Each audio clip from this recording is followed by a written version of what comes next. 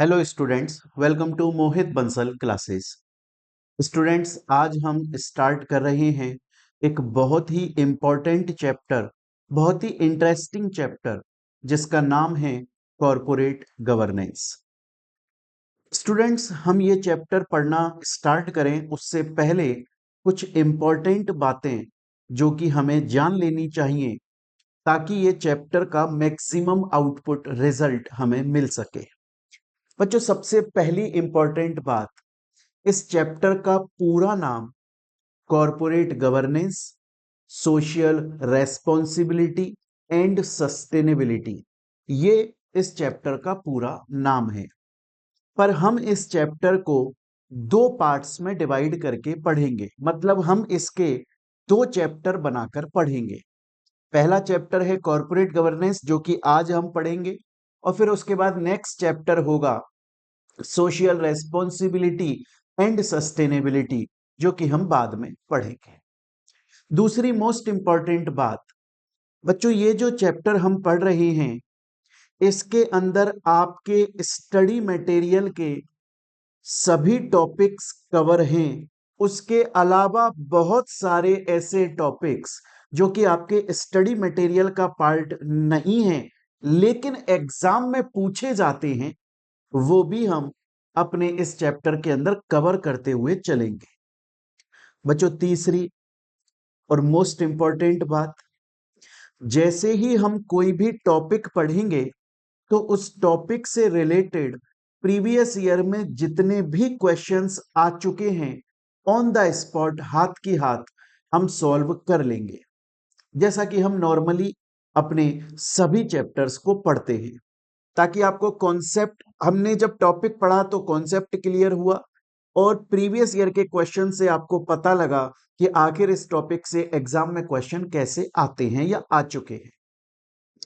बच्चों, एक और इंपॉर्टेंट बात है, हम इस चैप्टर के अंदर बहुत सारे एग्जाम्पल्स और स्टोरी कहानियां सुनेंगे ताकि हमें चीजें बहुत आराम से समझ में आ सके। लर्न आपको बाय डिफॉल्ट अपने आप हो जाएगी, आपको रटना नहीं है। मैं जितनी भी एग्जाम्पल और स्टोरीज आपको बताऊंगा वो सभी के सभी हमारी बुक के अंदर ऑलरेडी लिखे हुए हैं, तो आप लोगों को अलग से लिखने में अपना टाइम वेस्ट नहीं करना है, क्योंकि एक एक चीज मैंने अपनी बुक के अंदर क्लियरली लिखी हुई है। हर एग्जाम्पल, कंटेंट, सब कुछ आपको बस मेरी बातें ध्यान से सुननी है और आपको चैप्टर बड़े प्यार से और आराम से समझ में आ जाएगा। अब हम शुरू करते हैं। अब देखिए बच्चों, सबसे पहला क्वेश्चन जो आता है वो है कि सर आखिर कॉरपोरेट गवर्नेंस होता क्या है। आप हमें चैप्टर पढ़ा रहे हो कॉरपोरेट गवर्नेंस, आखिर कॉरपोरेट गवर्नेंस होता क्या है, इसका मीनिंग क्या होता है, हम ये चैप्टर क्यों पढ़ते हैं। तो बच्चों, ये सभी चीजें समझाने के लिए, इंट्रोडक्शन समझाने के लिए मैं आप लोगों को एक कहानी सुनाना चाहूंगा। बच्चों, ये कहानी है दो लोगों के बीच में, जिसमें से एक कहानी का कैरेक्टर है बसंती और दूसरे कैरेक्टर हैं गब्बर। इन दोनों के बीच की कहानी है। बसंती और गब्बर की कहानी आप बड़े प्यार से सुनिएगा, आपको क्रिस्टल क्लियर हो जाएगा कॉर्पोरेट गवर्नेंस क्या है, हमें ये क्यों पढ़ना है, इसके अंदर क्या पढ़ना है, सब कुछ।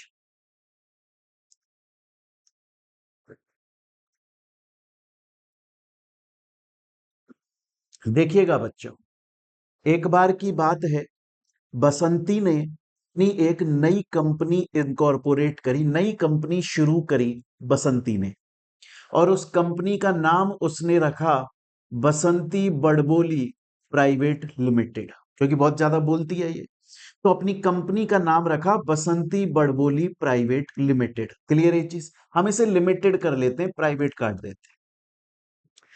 अब गब्बर गब्बर को जब ये पता लगा कि यार बसंती ने एक नई कंपनी शुरू करी है, तो गब्बर बसंती के पास में गया और जाकर बोला, बसंती, तुम्हारी कंपनी कैसी चल रही है, तुमने नई कंपनी स्टार्ट करी है मैंने सुना है, तो कैसी चल रही है तुम्हारी कंपनी।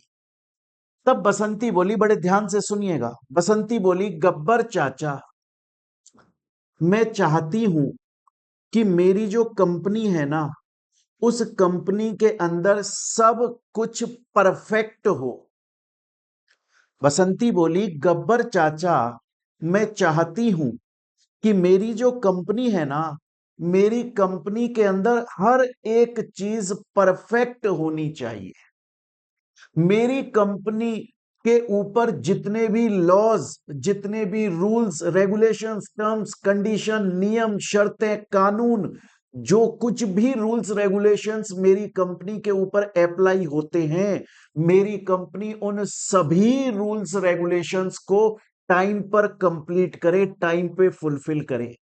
मेरी कंपनी के ऊपर किसी भी वजह से पेनल्टी नहीं लगे। ऐसा नहीं हो कि कोई रूल्स थे, कोई टर्म्स कंडीशन थी, कोई शर्त थी जो हमें पूरी करनी थी कानून के अनुसार, और हमारी कंपनी ने पूरी नहीं करी, उसकी वजह से पेनल्टी लग गई। मैं ये नहीं चाहती। गब्बर चाचा, मैं सिंपल सी बात चाहती हूं, मेरी कंपनी हर तरीके से लीगली परफेक्ट हो। जितने भी लीगल रूल्स रेगुलेशंस उसके ऊपर एप्लीकेबल होते हैं, वो सभी रूल्स रेगुलेशंस को टाइम पर फुलफिल कर दे। उसके अलावा कंपनी के ऊपर कोई पेनल्टी ना लगे। अगर कोई कानून ये बोलता है कि भैया कंपनी को इस मौके पर, इस पॉइंट ऑफ टाइम पे अपने बारे में ये चीजें डिस्क्लोज करनी होती है, अपनी एनुअल रिटर्न फाइल करनी होती है, अपने डायरेक्टर की रिपोर्ट फाइल करनी होती है, जो भी कुछ डिस्क्लोजर देना है, मेरी कंपनी टाइम पे सभी डिस्क्लोजर दे दे, कहीं भी डिफॉल्ट में ना आ जाए। मेरी कंपनी जो भी इंफॉर्मेशन किसी को दे, पब्लिक को दे, अपने शेयर होल्डर्स मेंबर्स को दे, गवर्नमेंट को दे, किसी को भी कंपनी अपने बारे में इंफॉर्मेशन दे, एकदम करेक्ट इंफॉर्मेशन दे, कहीं भी कोई भी झूठी बात नहीं हो, सब कुछ ट्रू मैनर में सच्ची तरीके से दिया जाए, और हमारी कंपनी के ऊपर पब्लिक का, इन्वेस्टर का ट्रस्ट बढ़े, भरोसा बढ़े, ताकि वो लोग हमारी कंपनी में ज्यादा से ज्यादा इन्वेस्ट करें। हमारी कंपनी के ऊपर हमारे खुद कंपनी के मेंबर्स का, शेयर होल्डर्स का, बाहर नॉर्मल पब्लिक का, गवर्नमेंट का, बैंक्स, फाइनेंशियल इंस्टीट्यूशन का, सबका भरोसा बने कि यार ये कंपनी बहुत, बसंती की कंपनी बहुत बढ़िया है, सभी रूल्स रेगुलेशंस को टाइम पर फुलफिल करती है, इसके ऊपर कोई पेनल्टी नहीं लगती, जो भी डिस्क्लोजर देना है टाइम पर डिस्क्लोजर देती है, हर तरीके से कंपनी परफेक्ट है। गब्बर चाचा, मैं चाहती हूं कि मेरी कंपनी हर तरीके से परफेक्ट हो जाए, लेकिन ऐसा होगा कैसे? मेरे को ये नहीं समझ में आ रहा है गब्बर चाचा। तो गब्बर बोले कि बसंती बेटा, अगर तुम चाहती हो कि तुम्हारी कंपनी में सब कुछ सही हो, लीगली परफेक्ट हो, कोई भी रूल रेगुलेशन ब्रीच ना हो, सबको तुम टाइम पे फुलफिल कर दो, तो उसके लिए जरूरी है कि तुम कॉरपोरेट गवर्नेंस को फॉलो करने लग जाओ। अगर तुम चाहते हो बसंती कि तुम्हारी कंपनी बसंती बड़बोली लिमिटेड सभी रूल्स रेगुलेशंस को टाइम पर फुलफिल करे, हर तरीके से लीगली परफेक्ट हो जाए, पब्लिक का, बैंक का, फाइनेंशियल इंस्टीट्यूशन का, सेंट्रल गवर्नमेंट का, इस पूरी दुनिया का उसके ऊपर भरोसा, ट्रस्ट बढ़ जाए, तो एक काम कर लो, कॉरपोरेट गवर्नेंस को फुलफिल कर लो। बसंती बोली, गब्बर चाचा, गब्बर चाचा, ये कॉरपोरेट गवर्नेंस आखिर होता क्या है, जरा ये तो समझाओ। तो अब गब्बर सिंह समझाने वाला है कि कॉरपोरेट गवर्नेंस क्या होता है, और हमारे लिए यही इंपॉर्टेंट बात है। और बच्चों, अब मैं जो बताने वाला हूं कॉरपोरेट गवर्नेंस क्या होता है, इसको बहुत ध्यान से सुनिएगा, क्योंकि इसके ऊपर, सिर्फ इसके ऊपर कि कॉरपोरेट गवर्नेंस क्या होता है, प्रीवियस अटेम्प्ट्स में 9 बार क्वेश्चन आ चुका है, जो कि मैं सॉल्व करवाऊंगा। ध्यान से सुनिएगा। गब्बर चाचा बोल रहे हैं, बसंती, ये कॉरपोरेट गवर्नेंस जो है ना, एक्चुअली में ये कुछ रूल्स होते हैं, एक्चुअली में ये कुछ रेगुलेशन होती हैं, एक्चुअली में ये कुछ टर्म्स एंड कंडीशंस होती हैं, एक्चुअली में ये कुछ नियम और शर्तें होती हैं।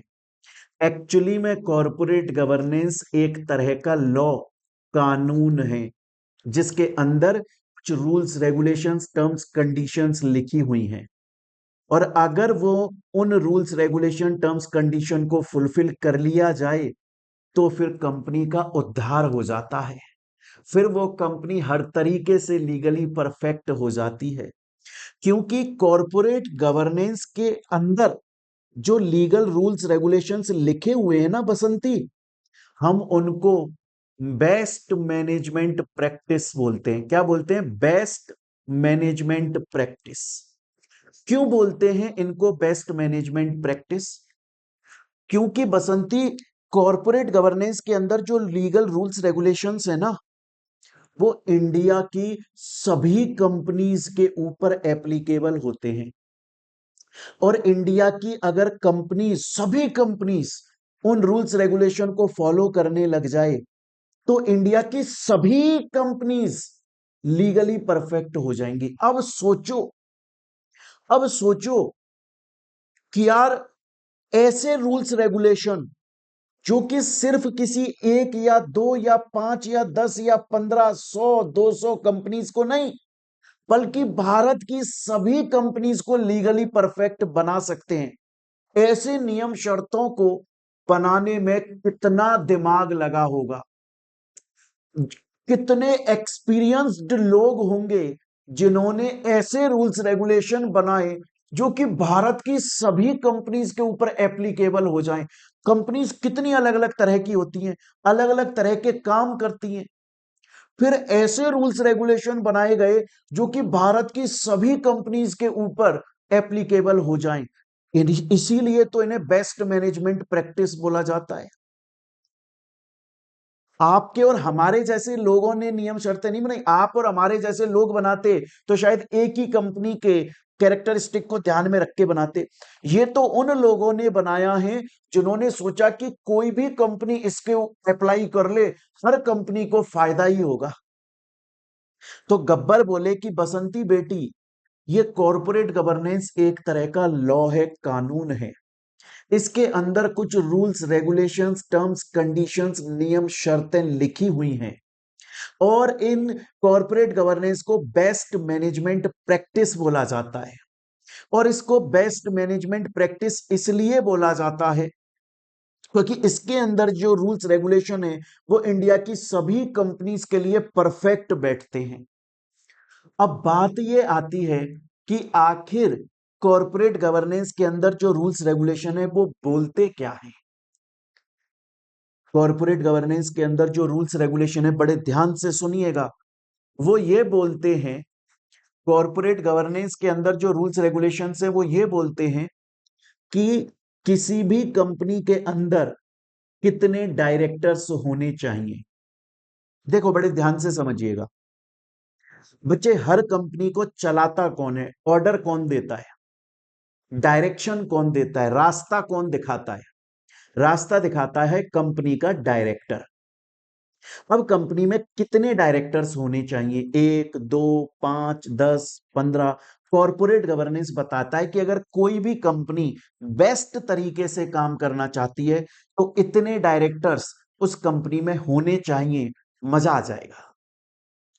दूसरी बात, बच्चों देखो, मैंने डायरेक्टर चैप्टर में भी आपको बताया था, कंपनी के अंदर तरह तरह के डायरेक्टर्स होते हैं। उनमें से एक डायरेक्टर होता है एग्जीक्यूटिव डायरेक्टर। उनमें से एक डायरेक्टर होता है एग्जीक्यूटिव डायरेक्टर।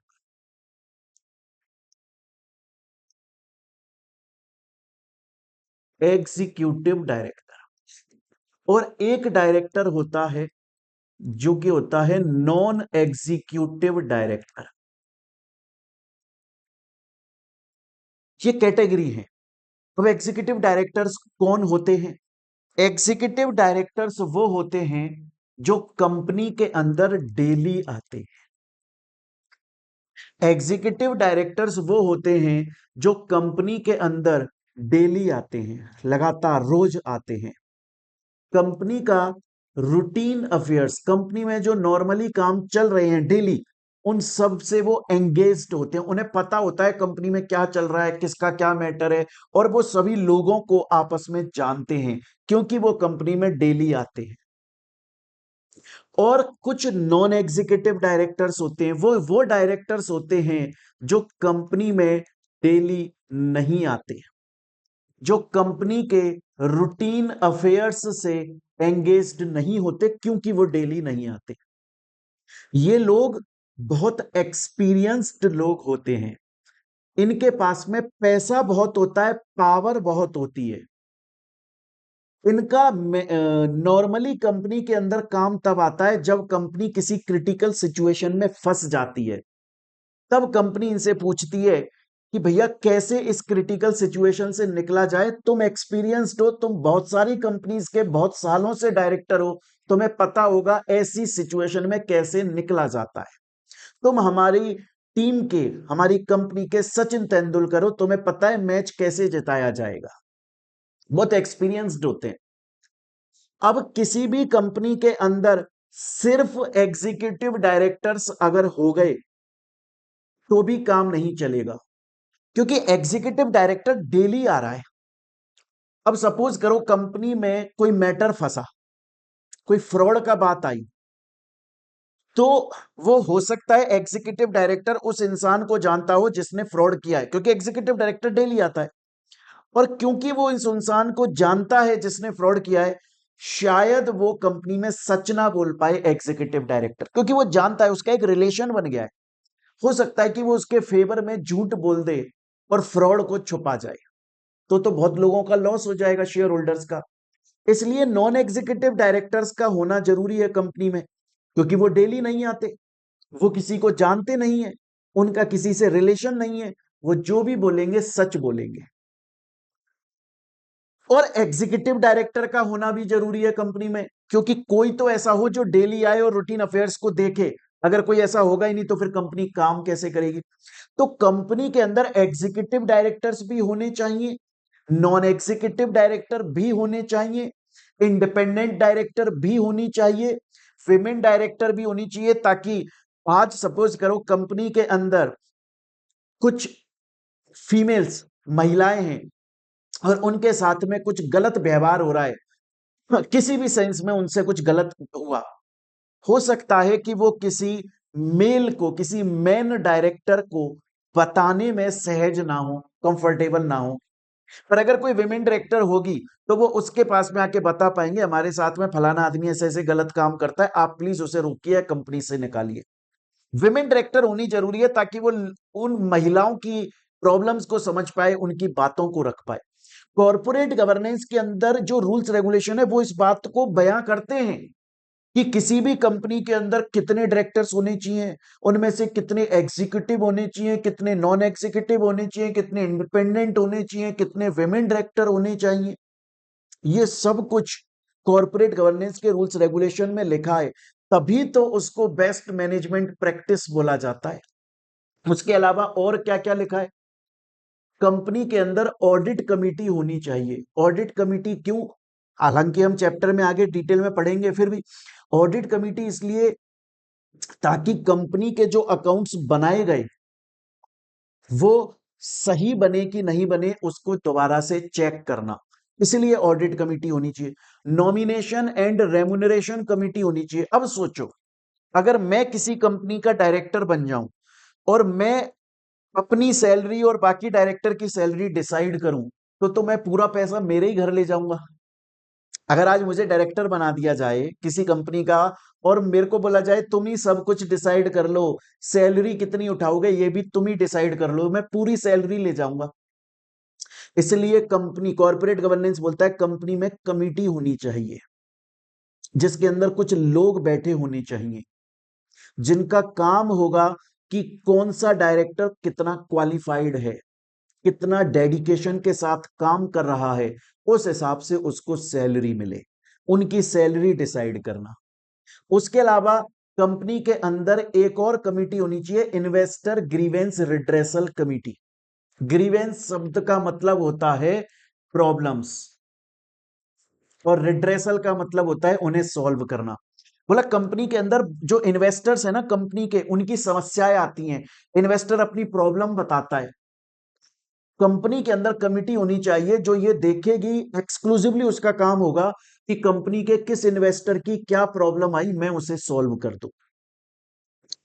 तो कॉर्पोरेट गवर्नेंस क्या बोलता है, दोबारा से सुनिए, गब्बर सिंह बोल रहा है, देखो बसंती बेटा, कॉर्पोरेट गवर्नेंस एक लॉ है, एक कानून है जिसके अंदर कुछ रूल्स रेगुलेशंस लिखे हैं, और वो रूल्स रेगुलेशन पूरी भारत की कंपनीज के ऊपर एप्लीकेबल होते हैं, इसलिए उसे बेस्ट मैनेजमेंट प्रैक्टिस बोला जाता है।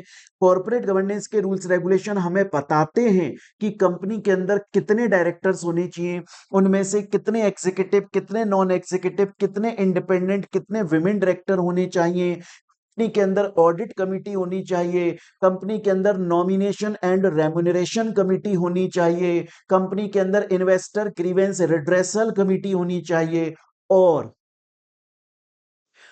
कंपनी के बोर्ड ऑफ डायरेक्टर्स को एक साल में कम से कम कितनी बार मिलना चाहिए। आप समझो, देखो, एग्जीक्यूटिव डायरेक्टर भले ही कंपनी में डेली आ रहा है, नॉन एग्जीक्यूटिव तो डेली नहीं आ रहा है, इंडिपेंडेंट डायरेक्टर तो डेली नहीं आ रहा है। अब ये डायरेक्टर्स का काम क्या है, डायरेक्शन देना काम है, वो तो है, कंपनी जिस ऑब्जेक्ट, जिस पर्पस के, जिस उद्देश्य के लिए बनाई गई उसे अचीव करवा देना भी डायरेक्टर का काम है। अब ये डायरेक्टर अगर अलग अलग रहेंगे, नॉन एग्जीक्यूटिव डायरेक्टर अपने घर पे बैठे हैं या दूसरी कंपनी में बैठे हैं, इंडिपेंडेंट डायरेक्टर दूसरी कंपनी में बैठे हैं, और ये आपस में मिल नहीं रहे हैं, तो फिर ये कंपनी की बेहतरी के लिए, कंपनी के बेटरमेंट के लिए कैसे डिस्कशन कर पाएंगे, कैसे डिसीजन ले पाएंगे। भाई आज आप सोचो, अगर आप क्रिकेट की टीम के अंदर हो और वो टीम के लोग आपस में बातचीत ही नहीं कर रहे हैं, प्लानिंग नहीं कर रहे हैं कि कौन बॉलिंग करेगा, कौन बैटिंग करेगा, तो फिर वो टीम जीतेगी कैसे।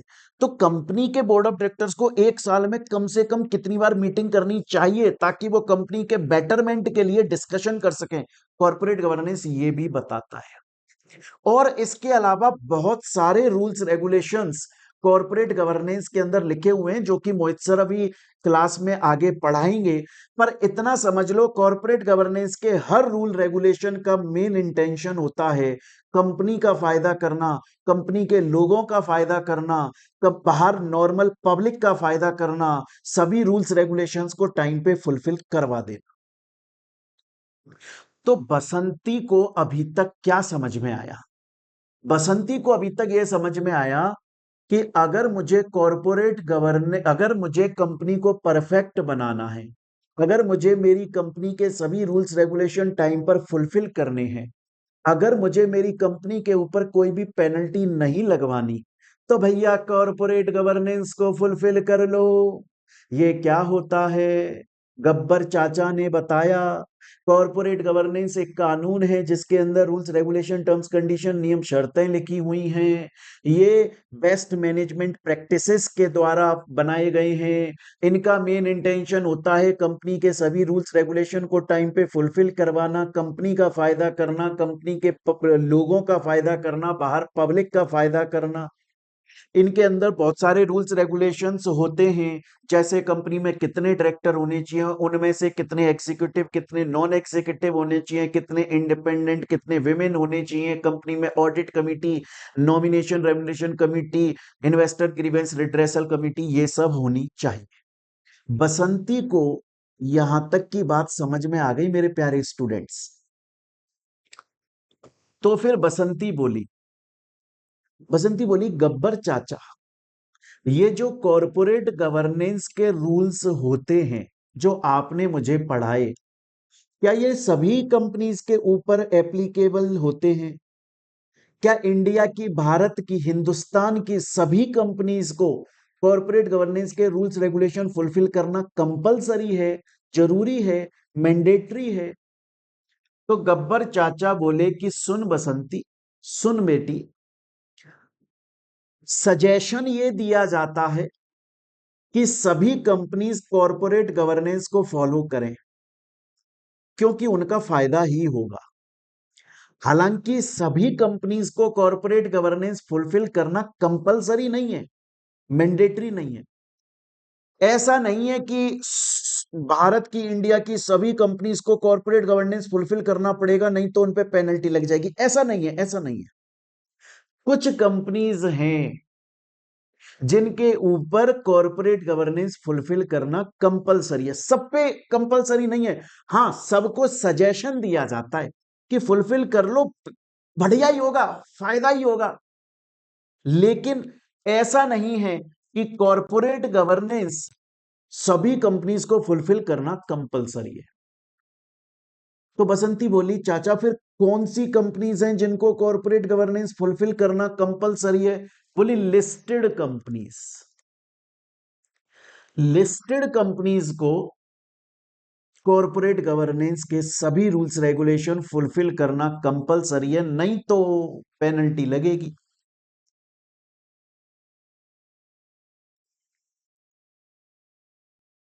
तो बसंती को अब तक क्या समझ में आया? बसंती को अब तक यह समझ में आया कि कॉर्पोरेट गवर्नेंस के जो रूल्स रेगुलेशन है वो सभी कंपनीज को फुलफिल करना सजेस्टिव होता है, कंपलसरी नहीं है। पर लिस्टेड कंपनीज को कंपलसरी होता है। तो बसंती ने गब्बर से पूछा, बोला गब्बर चाचा, ऐसा क्यों? ऐसा क्यों कि लिस्टेड कंपनीज को कॉर्पोरेट गवर्नेंस फुलफिल करना जरूरी होता है, ऐसा क्यों? गब्बर चाचा बोले, बोला बड़ा सिंपल सा लॉजिक है। देख, सबसे पहले ये समझ, दो बातें समझनी पड़ेंगी। पहला, कि कोई भी कंपनी लिस्ट क्यों होती है। आज सपोज करो, एक कंपनी है ए और एक कंपनी है बी, और दोनों अनलिस्टेड कंपनी है। अनलिस्टेड का मतलब क्या है? दोनों कंपनीज शेयर्स का इशू लेकर आती हैं। दोनों कंपनीज पब्लिक को इनवाइट करती हैं, आइए आइए हमारे शेयर्स खरीदिए, हमारी कंपनी में इन्वेस्ट कीजिए, आइए आइए। पर स्टॉक एक्सचेंज की हेल्प लेकर नहीं, अपने पर्सनल लेवल पे मार्केटिंग करती हैं।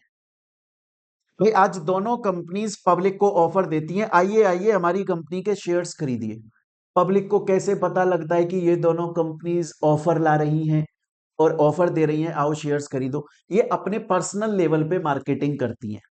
हो सकता है न्यूज़पेपर में ऐड देती होंगी, हो सकता है फेसबुक पे, हो सकता है इंस्टाग्राम पे, हो सकता है व्हाट्सएप ग्रुप बनाया होगा।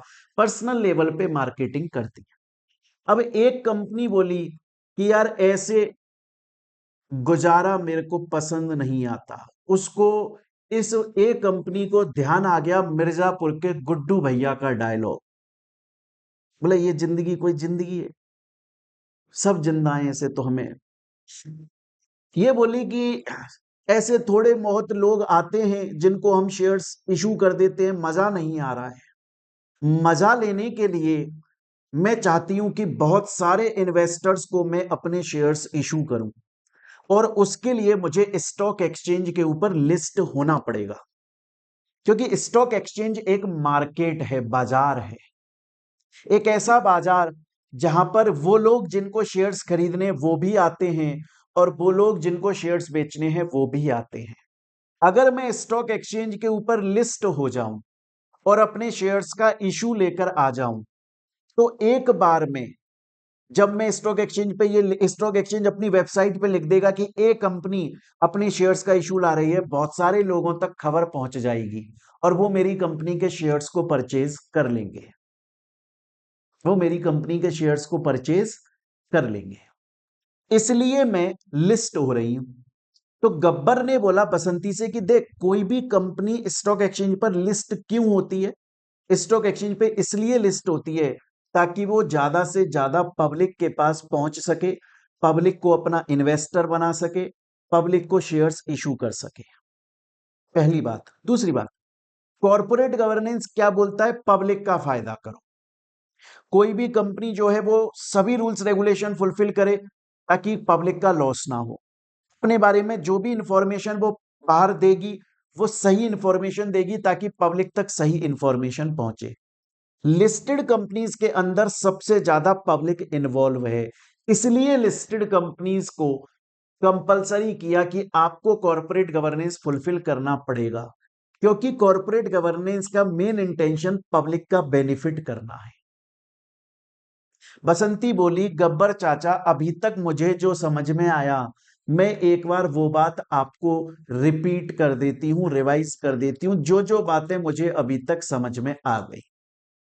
मुझे समझ में आ गया कि कॉरपोरेट गवर्नेंस कुछ रूल्स, रेगुलेशंस, टर्म्स, कंडीशंस होते हैं जो कि लिस्टेड कंपनीज को फुलफिल करना कंपलसरी होते हैं, अदरवाइज उनके ऊपर पेनल्टी लगती है। लिस्टेड कंपनीज को ही फुलफिल करना कंपलसरी क्यों होते हैं? क्योंकि कॉरपोरेट गवर्नेंस का मेन इंटेंशन है पब्लिक का फायदा पहुंचाना, और लिस्टेड कंपनीज के अंदर सबसे ज्यादा पब्लिक इन्वॉल्व है, इसलिए लिस्टेड कंपनीज को कंपलसरी करा कि आप कॉरपोरेट गवर्नेंस को फुलफिल करो ताकि पब्लिक का लॉस ना हो।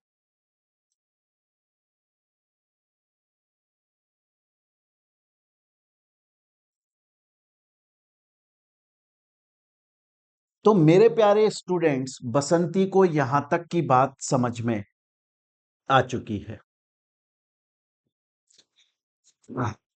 अब बसंती बोली, बसंती को ये सब कुछ जब समझ में आया, बसंती बोली, बोली गब्बर चाचा मेरे को ये सब बातें तो आपकी समझ में आ गई, पर एक बात बताइए, क्या कॉरपोरेट गवर्नेंस के कुछ बेनिफिट्स होते हैं? गब्बर बोले, बोले यार बसंती तुमने कैसी बात कर दी। बच्चों ये स्टोरी जो सुन रहा हूं ना मैं, इसको बड़े ध्यान से सुनिएगा। जब ये स्टोरी हमारी खत्म होगी, आपका इस चैप्टर का बहुत सारा पार्ट खत्म हो चुका होगा। ये स्टोरी अभी 20-25 मिनट की और बची है। जैसे ही हम इसको खत्म करेंगे, आप बोलोगे सर हमें कॉर्पोरेट गवर्नेंस का 25% पोर्शन समझ में आ गया, क्लियर हो गया, याद हो गया। आप बोलो तो आप हटो यहां से, हम बैठ के पढ़ा देंगे। बसंती बोली, गब्बर चाचा ये कॉर्पोरेट गवर्नेंस के कुछ बेनिफिट्स भी होते हैं क्या? गब्बर बोले, अरे बसंती पागलों जैसी बात ना किया कर, बहुत बेनिफिट होते हैं। कॉर्पोरेट गवर्नेंस के बहुत बेनिफिट्स होते हैं, और सुन, बेनिफिट्स सिर्फ उस कंपनी को नहीं होते जो कंपनी कॉर्पोरेट गवर्नेंस फॉलो कर रही है। सिर्फ उसको नहीं, कंपनी को तो बेनिफिट होंगे ही होंगे जो कॉर्पोरेट गवर्नेंस फॉलो कर रही है, उसके अलावा गवर्नमेंट को भी फायदा होता है, बाहर की पब्लिक को भी फायदा होता है, बैंक्स और फाइनेंशियल इंस्टीट्यूशंस को भी फायदा होता है। सिर्फ उस कंपनी को फायदा नहीं होता, बल्कि उसके अलावा गवर्नमेंट को भी फायदा होता है, बैंक्स, फाइनेंशियल इंस्टीट्यूशंस को भी फायदा होता है, बाहर पब्लिक को भी फायदा होता है। बसंती बोली, हैं इतने फायदे होते हैं कॉर्पोरेट गवर्नेंस से? एक एक करके समझाओ, कंपनी को क्या फायदा होता है कॉर्पोरेट गवर्नेंस से? गब्बर जी बोले, बोले यार बसंती देखो, कंपनी टाइम पे रूल्स रेगुलेशन, कॉर्पोरेट गवर्नेंस क्या बोलता है, टाइम पे रूल्स रेगुलेशन फुलफिल करो। कंपनी टाइम पे रूल्स रेगुलेशन फुलफिल कर रही है, इसकी वजह से उसके ऊपर पेनल्टी नहीं लग रही, तो उसकी कॉस्ट बच रही है, कंपनी की खर्चा नहीं हो रहा फालतू का। क्योंकि कंपनी टाइम पे रूल्स रेगुलेशन फुलफिल कर रही है, तो उसके ऊपर भरोसा बढ़ रहा है। किसका? बाहर पब्लिक का। यार ये कंपनी तो बहुत बढ़िया कंपनी है यार, ये कंपनी तो यार कॉर्पोरेट गवर्नेंस को फॉलो करती है, रूल्स रेगुलेशंस को फुलफिल करती है। भाई ये कंपनी इस कंपनी में इन्वेस्ट कर लो, इस कंपनी में इन्वेस्ट कर दो, ये कंपनी रूल्स रेगुलेशंस को फुलफिल करती है, ये कंपनी फ्रॉड नहीं करेगी, इस कंपनी में अगर हमने अपना पैसा इन्वेस्ट करा तो हमें प्रॉफिट जरूर होगा, क्योंकि ये कंपनी रूल्स रेगुलेशंस को फुलफिल करती है। गवर्नमेंट का फायदा होगा। गवर्नमेंट का कैसे फायदा होगा? भाई गवर्नमेंट के ऊपर कितना बर्डन है, इस कंपनी के अंदर जाकर चेकिंग करो कि ये कंपनी रूल्स रेगुलेशन को फुलफिल कर रही है कि नहीं, उसको चेक करो फुलफिल कर रही है कि नहीं। जब गवर्नमेंट को पता चलेगा फलानी जो कंपनी है, बसंती की कंपनी तो यार कॉर्पोरेट गवर्नेंस फॉलो करती है, बसंती की कंपनी के अंदर तुम्हें ज्यादा सर्विलेंस, निगरानी रखने की जरूरत नहीं है, तो कॉर्पोरेट गवर्नेंस को फुलफिल करती है। बैंक फाइनेंशियल इंस्टीट्यूशन का भरोसा बढ़ जाएगा कंपनी के ऊपर। बैंक फाइनेंशियल इंस्टीट्यूशन बोलेंगे हम इस कंपनी को भाई साहब लोन देने को तैयार है, ये कॉर्पोरेट गवर्नेंस को फॉलो करती है, हमें भरोसा ही है हमारा पैसा वापस कर देगी। देखो, कंपनी रूल्स रेगुलेशन फुलफिल कर रही है, टाइम पे सभी लॉज को फुलफिल कर रही है, कंपनी के ऊपर पेनल्टी नहीं लग रही है, कंपनी के ऊपर इन्वेस्टर्स का, बाहर पब्लिक का, गवर्नमेंट का, बैंक, फाइनेंशियल इंस्टीट्यूशन का भरोसा बढ़ रहा है, ज्यादा से ज्यादा लोग कंपनी के अंदर इन्वेस्टमेंट कर रहे हैं, कंपनी की इनकम बढ़ रही है, कंपनी के शेयर प्राइस बढ़ रही है, इंक्रीज हो रही है, इतने सारे फायदे, गुडविल इंक्रीज हो गई। पब्लिक का क्या फायदा हुआ सर? बसंती बोली, गब्बर चाचा ये तो आपने मुझे बताए फायदे जो कंपनी के हुए, आप ये बताइए बाहर पब्लिक को क्या फायदा हो रहा है? बोला देख, पब्लिक अच्छी कंपनीज के अंदर इन्वेस्टमेंट करने के लिए मर रही है, पर प्रॉब्लम ये है पब्लिक ये डिसीजन ही नहीं ले पा रही, ये पता ही नहीं लगा पा रही पब्लिक कि कौन सी कंपनी बढ़िया है जिसमें इन्वेस्टमेंट करें। अब सोच, ऐसी सिचुएशन में अगर पब्लिक को यह पता लगे कि यार बसंती की कंपनी कॉर्पोरेट गवर्नेंस को फुलफिल करती है, उनको डिसीजन लेने में हेल्प मिलेगी पब्लिक को कि यार इस कंपनी में इन्वेस्टमेंट कर लो, ये तो रूल्स रेगुलेशन फुलफिल करती है। बैंक को फायदा हो रहा है क्योंकि उसका भी भरोसा बढ़ा, वो लोन दे देगी, और फायदा यह है कि उसे पता है लोन वापस आएगा। गवर्नमेंट का फायदा है, गवर्नमेंट बोल रही है यार वैसे ही काम की कमी नहीं है भैया, और हमें तो बार बार निगरानी रखनी पड़ती है, इन्वेस्टिगेशन करना पड़ता है कौन सी कंपनी ने लॉ फुलफिल किया नहीं किया। कम से कम भाई धन्य हो बसंती की कंपनी कॉर्पोरेट गवर्नेंस को फॉलो करती है, हमें उस पर निगरानी रखने की जरूरत नहीं है। तो बसंती को अभी तक क्या क्या समझ में आया मेरे प्यारे बच्चों? देखिए बसंती को अभी तक समझ में आया, बसंती को अभी तक समझ में आ गया स्टूडेंट्स कि कॉर्पोरेट गवर्नेंस एक लॉ है, रूल्स हैं, रेगुलेशंस हैं, टर्म्स हैं, कंडीशंस हैं, जो कि बेस्ट मैनेजमेंट प्रैक्टिस के द्वारा बनाई गई हैं, जिनका मेन इंटेंशन कंपनी का, इन्वेस्टर का, गवर्नमेंट का, बैंक्स, फाइनेंशियल इंस्टीट्यूशंस का, सबका फायदा करना है। और ये जो कॉर्पोरेट गवर्नेंस है, ऐसा नहीं है इंडिया की सभी कंपनीज को फुलफिल करना कंपलसरी मैंडेटरी है। हाँ सजेशन है, सभी कंपनीज करेंगी तो फायदा होगा, पर कंपलसरी नहीं है। कंपलसरी किसके लिए है? कंपलसरी है सिर्फ लिस्टेड कंपनीज के लिए, क्योंकि उसमें ज्यादातर पब्लिक इन्वॉल्व होती है। बसंती को यह भी समझ में आ गया कॉर्पोरेट गवर्नेंस के बेनिफिट जो कंपनी कॉर्पोरेट गवर्नेंस फॉलो करती है उसको तो होते ही हैं, उसके अलावा पब्लिक को भी होते हैं, गवर्नमेंट को भी होते हैं, बैंक्स, फाइनेंशियल इंस्टीट्यूशंस को भी होते हैं।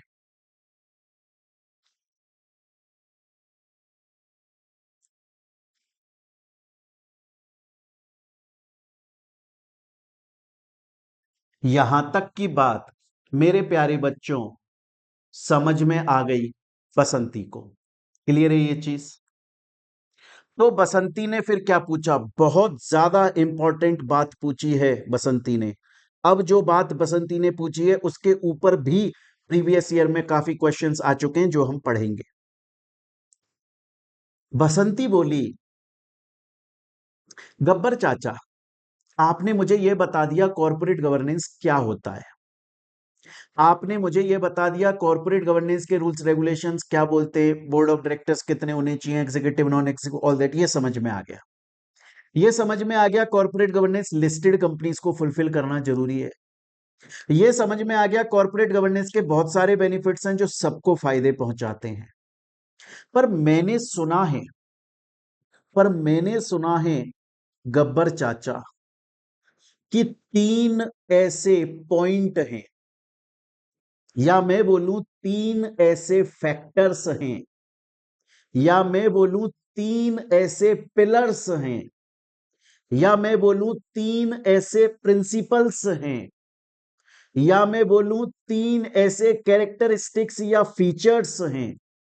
तीन मेन मेन, उनके अलावा और भी है बहुत सारे, पर मेन हम बात कर रहे हैं, मेन तीन ऐसे पिलर्स, प्रिंसिपल्स, फीचर्स, कैरेक्टरिस्टिक्स हैं कि अगर किसी कंपनी ने उनको फॉलो कर लिया, मतलब कॉर्पोरेट गवर्नेंस के अंदर बहुत सारे फीचर्स हैं, कॉर्पोरेट गवर्नेंस के अंदर बहुत सारे फीचर्स हैं, पर उन बहुत सारे फीचर्स में से तीन मेन फीचर्स हैं। मैंने ऐसा सुना है गब्बर चाचा, क्या यह बात सही है? गब्बर बोले, हां बसंती बेटा तुमने सही सुना है। कॉर्पोरेट गवर्नेंस के बहुत सारे पिलर्स बोल दो, प्रिंसिपल बोल दो, फीचर्स बोल दो, कैरेक्टरिस्टिक्स बोल दो, एक ही बात है, बहुत सारे हैं, पर उनमें से तीन मेन है। अगर किसी कंपनी ने इन तीन को फुलफिल कर लिया, मतलब उसने गुड कॉरपोरेट गवर्नेंस को फॉलो किया है। गुड मतलब बहुत बढ़िया कॉरपोरेट गवर्नेंस को फॉलो किया है, अगर ये तीन मेन पिलर्स उसने फुलफिल कर लिए। बसंती बोली अच्छा अच्छा अच्छा, कौन से हैं वो तीन पिलर्स? बोला बताते हैं, टेंशन लेने का है ही नहीं अपने को। बोला इन तीन पिलर्स को तुम्हें अगर शॉर्ट में याद रखना है ना, तो एक ट्रिक बता रहा हूं। फैट याद रख लेना, फैट, FAT, फैट।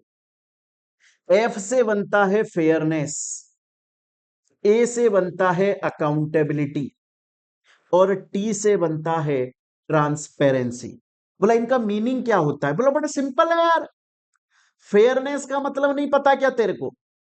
बोला फेयरनेस का मतलब होता है सही इंटेंशन से काम करना, अनएथिकल प्रैक्टिस नहीं करना, इलीगल काम नहीं करना, फ्रॉड नहीं करना। कॉर्पोरेट गवर्नेंस बोलता है, बोला भैया फेयरनेस होनी चाहिए। जो भी कंपनी कोई भी काम कर रही है, फेयरनेस के साथ करेगी, फेयर एंड लवली के साथ में करेगी, कोई भी दब्बा नहीं छोड़ेगी, कोई फ्रॉड नहीं करेगी, अनएथिकल प्रैक्टिस नहीं करेगी, इलीगल काम नहीं करेगी, फेयरनेस के साथ काम करेगी। बोला ओके ओके, एफ समझ में आता है। ए से क्या होता है? बोला ए का मतलब है अकाउंटेबिलिटी, और अकाउंटेबिलिटी शब्द का मतलब होता है जवाबदेही। आप जो काम कर रहे हो, आप जो एक्शन ले रहे हो, अगर वो सक्सेसफुल हुआ तो उसकी वाहवाही आपको मिलेगी, लेकिन अगर वो सक्सेसफुल नहीं हुआ तो उसका जवाब भी आपको देना पड़ेगा कि क्या हुआ कि वो सक्सेसफुल नहीं हुआ। आंसरेबिलिटी, जवाबदेही, रेस्पॉन्सिबिलिटी, जिम्मेदारी। कंपनी के बोर्ड ऑफ डायरेक्टर्स, कंपनी का CEO, chief executive officer company के लिए जो भी काम कर रहा है, उसके लिए उसे जवाब देना पड़ेगा कि अगर उसने ये एक्शन लिया कंपनी के अंदर, क्यों लिया, क्या सोच थी तुम्हारी उस वक्त जिस वक्त तुमने कंपनी के लिए ये एक्शन लिया। चलो उसका फायदा नहीं मिला, पर ये तो बताओ कि क्या सोच तुम्हारी सही थी जब तुम ये काम कर रहे थे? क्या तुम ये सोच रहे थे कंपनी को फायदा मिलेगा? जवाब दो हम। और टी से आता है ट्रांसपेरेंसी, पारदर्शिता, क्रिस्टल क्लियर। ये पता होना चाहिए, आर पार दिखना चाहिए। भाई कंपनी की पब्लिक ने कंपनी के अंदर पैसा इन्वेस्ट किया है, कम, और ये भरोसा रख के किया है। पब्लिक बोल रही है कि यार देखो मेरे पास इतना सा पैसा है, वो मैं इस कंपनी में इन्वेस्ट कर रही हूं, ये भरोसा रख के कि ये कंपनी इस पैसे को फर्दर किसी अच्छी जगह इन्वेस्ट करेगी, जहां से बहुत सारा प्रॉफिट जनरेट होगा, उसका कुछ हिस्सा मुझे दिया जाएगा। ये जिम्मेदारी है कंपनी की कि वो पब्लिक को बताए टाइम टू टाइम कि हमारी कंपनी में क्या चल रहा है। तुम्हारा पैसा यहां लगा, यहां इन्वेस्ट किया, अब देखो इसका इतना प्रॉफिट आ गया, देखो इसका इतना रिटर्न हम आपको दे रहे हैं, बाकी का बच गया पैसा हम यहां पर यूज। सब कुछ क्रिस्टल क्लियर होना चाहिए, छुपाना नहीं है कुछ भी। तो गब्बर सिंह बोले बसंती बेटा तुमने सही सुना है। हाँ, कॉर्पोरेट गवर्नेंस के बहुत सारे pillars, principles, features, characteristics, factors होते हैं, पर उनमें से तीन मेन होते हैं। शॉर्ट में उन्हें फैट से याद रख लेना, फेयरनेस, अकाउंटेबिलिटी, ट्रांसपेरेंसी। बसंती बोली समझ में आता है, मेरे को टेंशन लेने का है ही नहीं अपने को। अपन ने समझ लिया भैया कॉर्पोरेट गवर्नेंस क्या है, रूल्स रेगुलेशन टर्म्स कंडीशंस हैं। अपन ने समझ लिया सिर्फ लिस्टेड कंपनीज को फॉलो करना कंपलसरी है। अपन ने समझ लिया कंपनी को भी फायदा होता है, बैंक्स, फाइनेंशियल इंस्टीट्यूशन को भी फायदा होता है, पब्लिक को भी फायदा होता है, गवर्नमेंट को भी फायदा होता है। अपन ने समझ लिया कि कंपनी के बहुत कॉर्पोरेट गवर्नेंस के बहुत सारे फीचर्स हैं, उनमें से तीन मेन फीचर है जिसको फेयरनेस, अकाउंटेबिलिटी, ट्रांसपेरेंसी बोलते हैं। अपन को यहां तक की बात समझ में आती है। आगे बताओ गब्बर चाचा।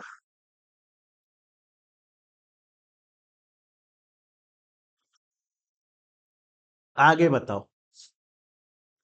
बसंती बोली गब्बर चाचा ये तो तीन मेन प्रिंसिपल हैं जो आपने मेरे को बताए, क्या इनके अलावा और भी प्रिंसिपल्स होते हैं, क्या और भी फीचर्स होते हैं? बोला हाँ बहुत सारे होते हैं, उनको मोहित सर चैप्टर के अंदर हमें समझा देंगे।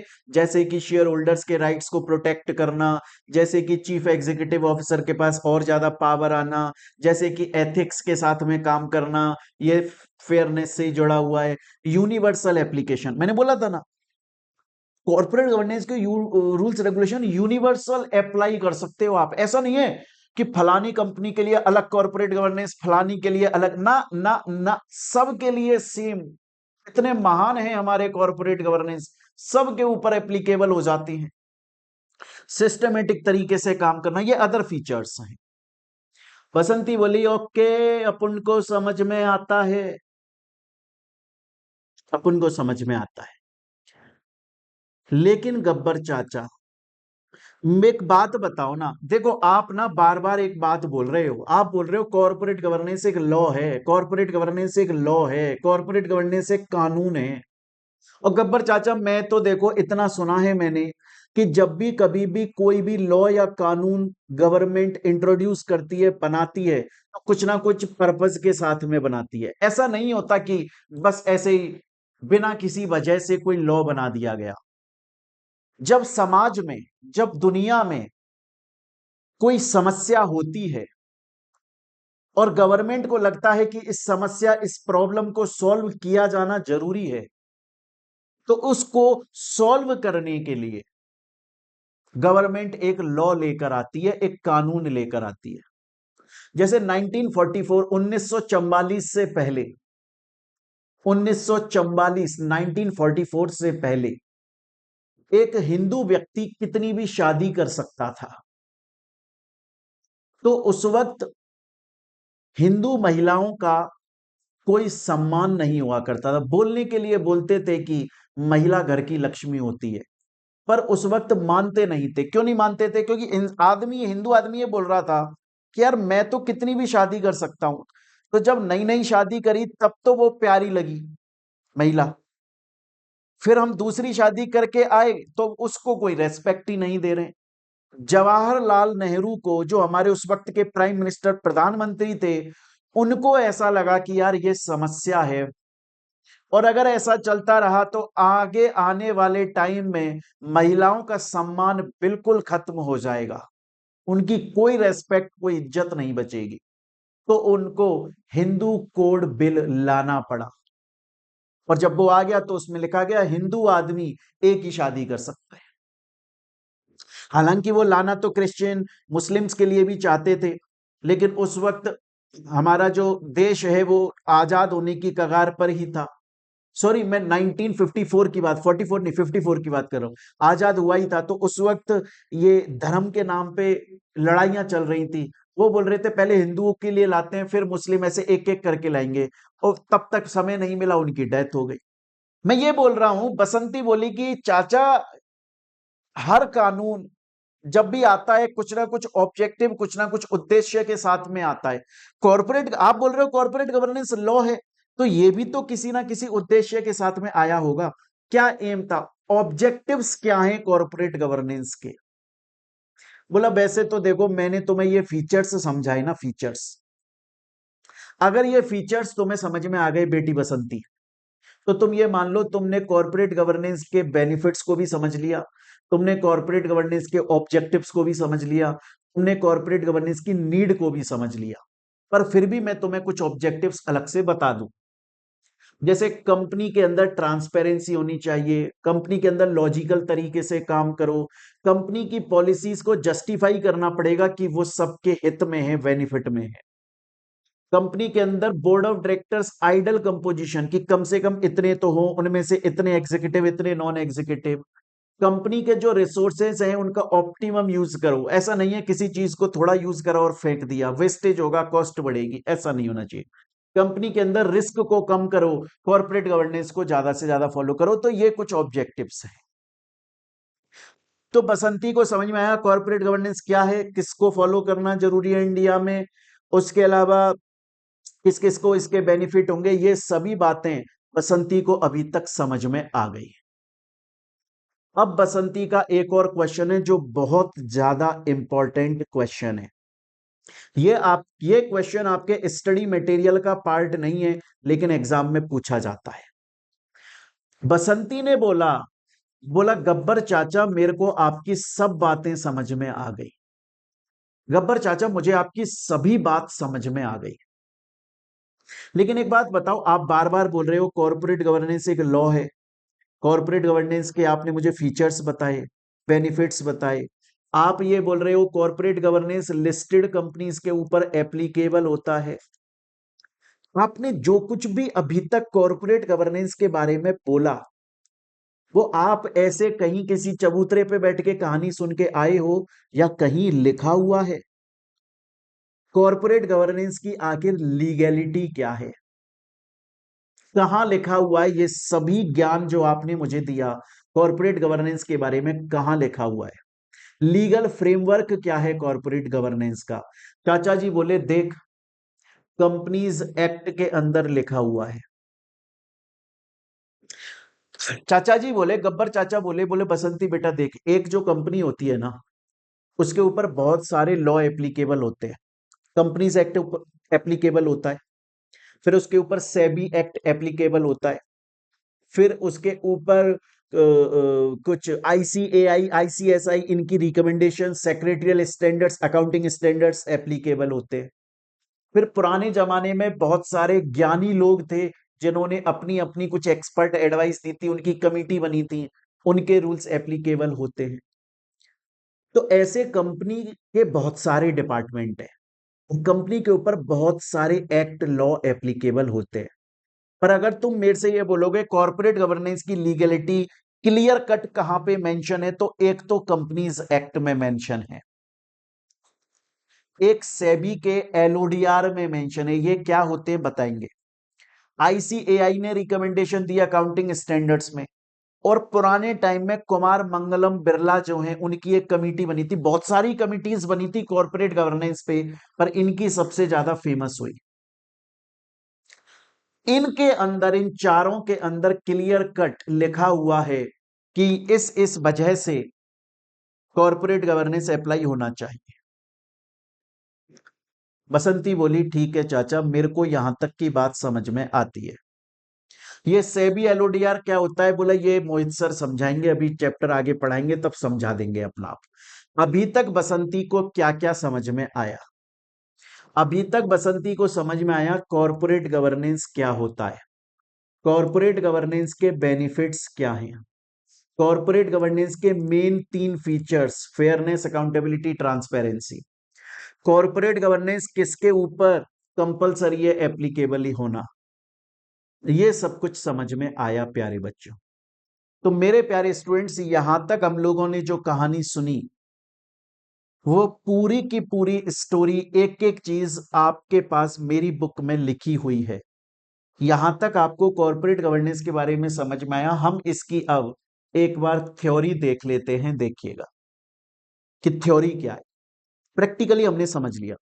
देखिए, कॉर्पोरेट शब्द का मतलब क्या है? कॉर्पोरेट का मतलब आप कंपनी है वो भी कॉर्पोरेट है, पार्टनरशिप फर्म है वो भी कॉर्पोरेट है, एलएलपी है वो भी कॉर्पोरेट है, और कोई भी ग्रुप ऑफ पर्सन है उसे कॉर्पोरेट बोला जाता है। गवर्नेंस शब्द का मतलब होता है गवर्न होना, रेगुलेट होना, कंट्रोल होना। तो कॉर्पोरेट गवर्नेंस ये 2 शब्द हैं।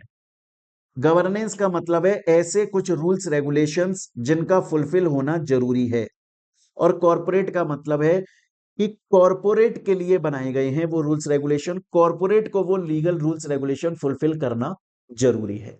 क्लियर है ये चीज यहां तक? और लीगल भाषा में जाएं हम, तो कॉर्पोरेट गवर्नेंस कुछ ऐसी पॉलिसीज हैं जो कि कंपनी के लिए बनाई गई हैं, और वो बोलती हैं कि कंपनी में अकाउंटेबिलिटी, ट्रांसपेरेंसी और एथिकल प्रैक्टिस होनी चाहिए। स्टूडेंट बोलता है सर आपने मेरे को मीनिंग समझाया, कॉर्पोरेट गवर्नेंस का समझ में आया, आपने यहां पर थोड़ा बहुत मीनिंग और समझाया, वो भी समझ में आया, पर सर मैंने सुना है हमारे भारत देश के अंदर बहुत ज्ञानी लोग पैदा होते होते हैं भाई, होते हैं, बहुत होते हैं, बहुत ग्रंथ लिखे गए भारत में। तो सर मैंने सुना है कि अलग अलग ज्ञानी लोग अपने अपने हिसाब से कॉर्पोरेट गवर्नेंस की कुछ डेफिनेशन बोल के चले गए।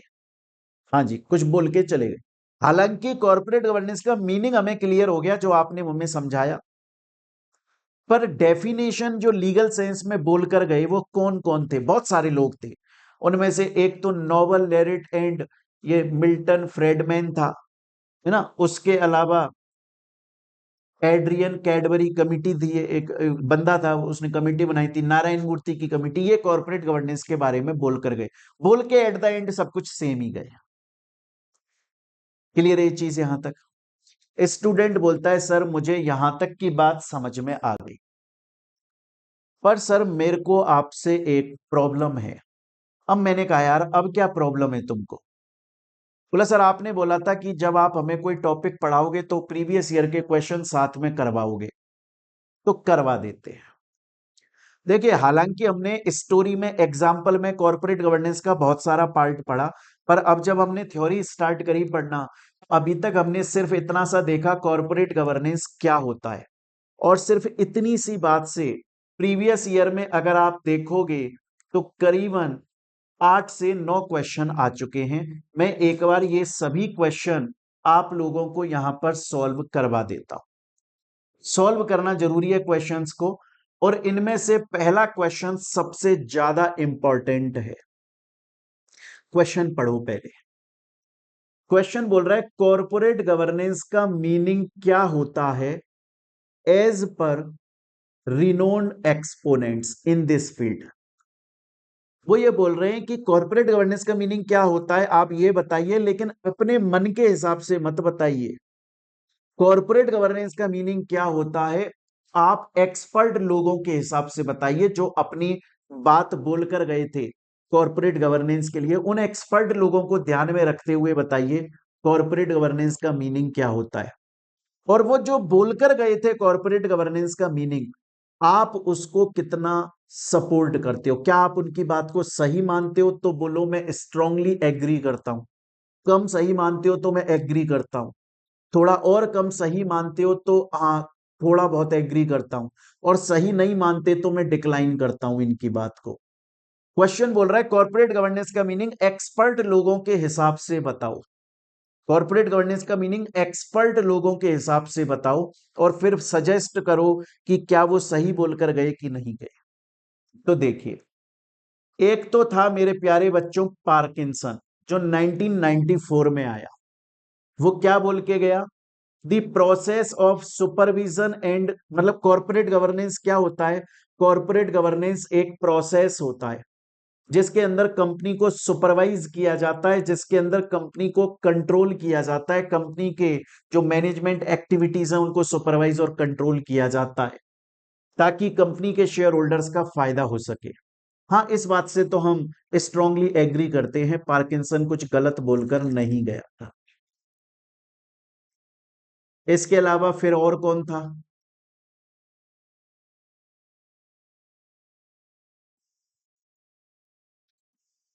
एक ट्रिकर नाम का बंदा आया था 1984 में। वो बोलकर गया कॉर्पोरेट गवर्नेंस का जो रोल है वो कंपनी के बिजनेस को रन करने से ही नहीं जुड़ा हुआ। मतलब ऐसा नहीं है कि सिर्फ कंपनी के बिजनेस को रन करना कॉर्पोरेट गवर्नेंस है, बल्कि उसके अलावा कंपनी को ओवरऑल डायरेक्शन प्रोवाइड करना भी कॉर्पोरेट गवर्नेंस का पार्ट होता है। हाँ जी, हम इससे भी एग्री करते हैं। फिर एक और बंदा आया 1994 में, कैनन। वो भी यही बात बोलकर गया कि कॉर्पोरेट गवर्नेंस जो है वो एक ऐसा प्रोसेस है, वो सम है, वो टोटल है किस चीज का? कंपनी के इंटरनल रेगुलेशंस का ध्यान में रखना, कंपनी की ऑब्लिगेशंस को ध्यान में रखना, इन सभी चीजों का। हम इससे भी एग्री करते हैं। फिर एक 1996 में आया थी कॉर्पोरेट गवर्नेंस हैंडबुक, एक बुक लिखी गई थी। उसने बोला कंपनी कॉर्पोरेट गवर्नेंस जो है वो रिलेशन बनाता है शेयर होल्डर और कंपनी के बीच में। हमने बोला पूरी तरीके से तो सही नहीं है, लेकिन पूरी तरीके से गलत भी नहीं है। रिलेशन तो बनाता है शेयर होल्डर और कंपनी के बीच में, तो थोड़ा बहुत एग्री करते हैं। फिर केएसए एंड राइट आए 1993 में। उन्होंने बोला कॉर्पोरेट गवर्नेंस एक स्ट्रक्चर है एक प्रोसेस है, एक कल्चर है। हमने कहा हाँ थोड़ी बहुत बात तो सही बोल रहा है। फिर 1992 में भी कैडबरी रिपोर्ट आई, उन्होंने बोला ये कॉर्पोरेट गवर्नेंस जो है वो कंपनीज को कंट्रोल और डायरेक्ट करने के काम में आते हैं। हमने कहा थोड़ी बहुत बात सही है, ज्यादा नहीं है, बिल्कुल स्लाइट सी थोड़ी बहुत हम उससे एग्री करें। बच्चों ये क्वेश्चन प्रीवियस ईयर में आपके एग्जाम में आ चुका है, आपको यही ध्यान रखना चाहिए। यहां तक कि मेरी बात प्यारे बच्चों आप लोग समझ गए। अभी तो कॉर्पोरेट गवर्नेंस से और भी क्वेश्चन आए हैं कि आखिर कॉर्पोरेट गवर्नेंस का मीनिंग क्या है। बच्चों मैं इस पॉइंट ऑफ टाइम पर आपको एक बात बता दूं, कॉर्पोरेट गवर्नेंस की आपको ये क्लास तो मैंने दी ही है। इस क्लास के बाद में जब ये क्लास खत्म हो जाती है तो कॉर्पोरेट गवर्नेंस के लिए मल्टीपल चॉइस क्वेश्चन की क्लास सेपरेटली आपको दी गई है, जैसा हम बाकी सभी चैप्टर्स की भी देते हैं आपको। और उसके भी बाद में कॉर्पोरेट गवर्नेंस से रिलेटेड प्रीवियस ईयर में जो क्वेश्चंस आए वो मैंने अलग से भी दिए। प्रीवियस ईयर क्वेश्चन में यहां भी सॉल्व करा रहा हूं हर टॉपिक के बाद में, और प्रीवियस ईयर क्वेश्चन को अलग से भी आपको प्रोवाइड किया गया है। इसकी वजह यह है, बहुत बार होता है बच्चा ये बोलता है कि सर मेरे को आपने जब कॉर्पोरेट गवर्नेंस चैप्टर पढ़ाया पूरा समझ में आया, पर अब मैं पूरे चैप्टर का रिवीजन नहीं करना चाहता या चाहती, मैं सिर्फ प्रीवियस ईयर क्वेश्चन का रिवीजन करना चाहता हूं। इसलिए हमने सेपरेटली प्रीवियस ईयर क्वेश्चन भी दिए हुए हैं। सेकंड क्वेश्चन ये बोल रहा है corporate governance is all about stakeholders satisfaction. अब इसका आंसर वैसे तो आपको पता है, हालांकि मैंने यहां भी लिखा हुआ है कि कॉर्पोरेट गवर्नेंस ऐसे इजी नहीं है कि डिफाइन कर दिया जाए।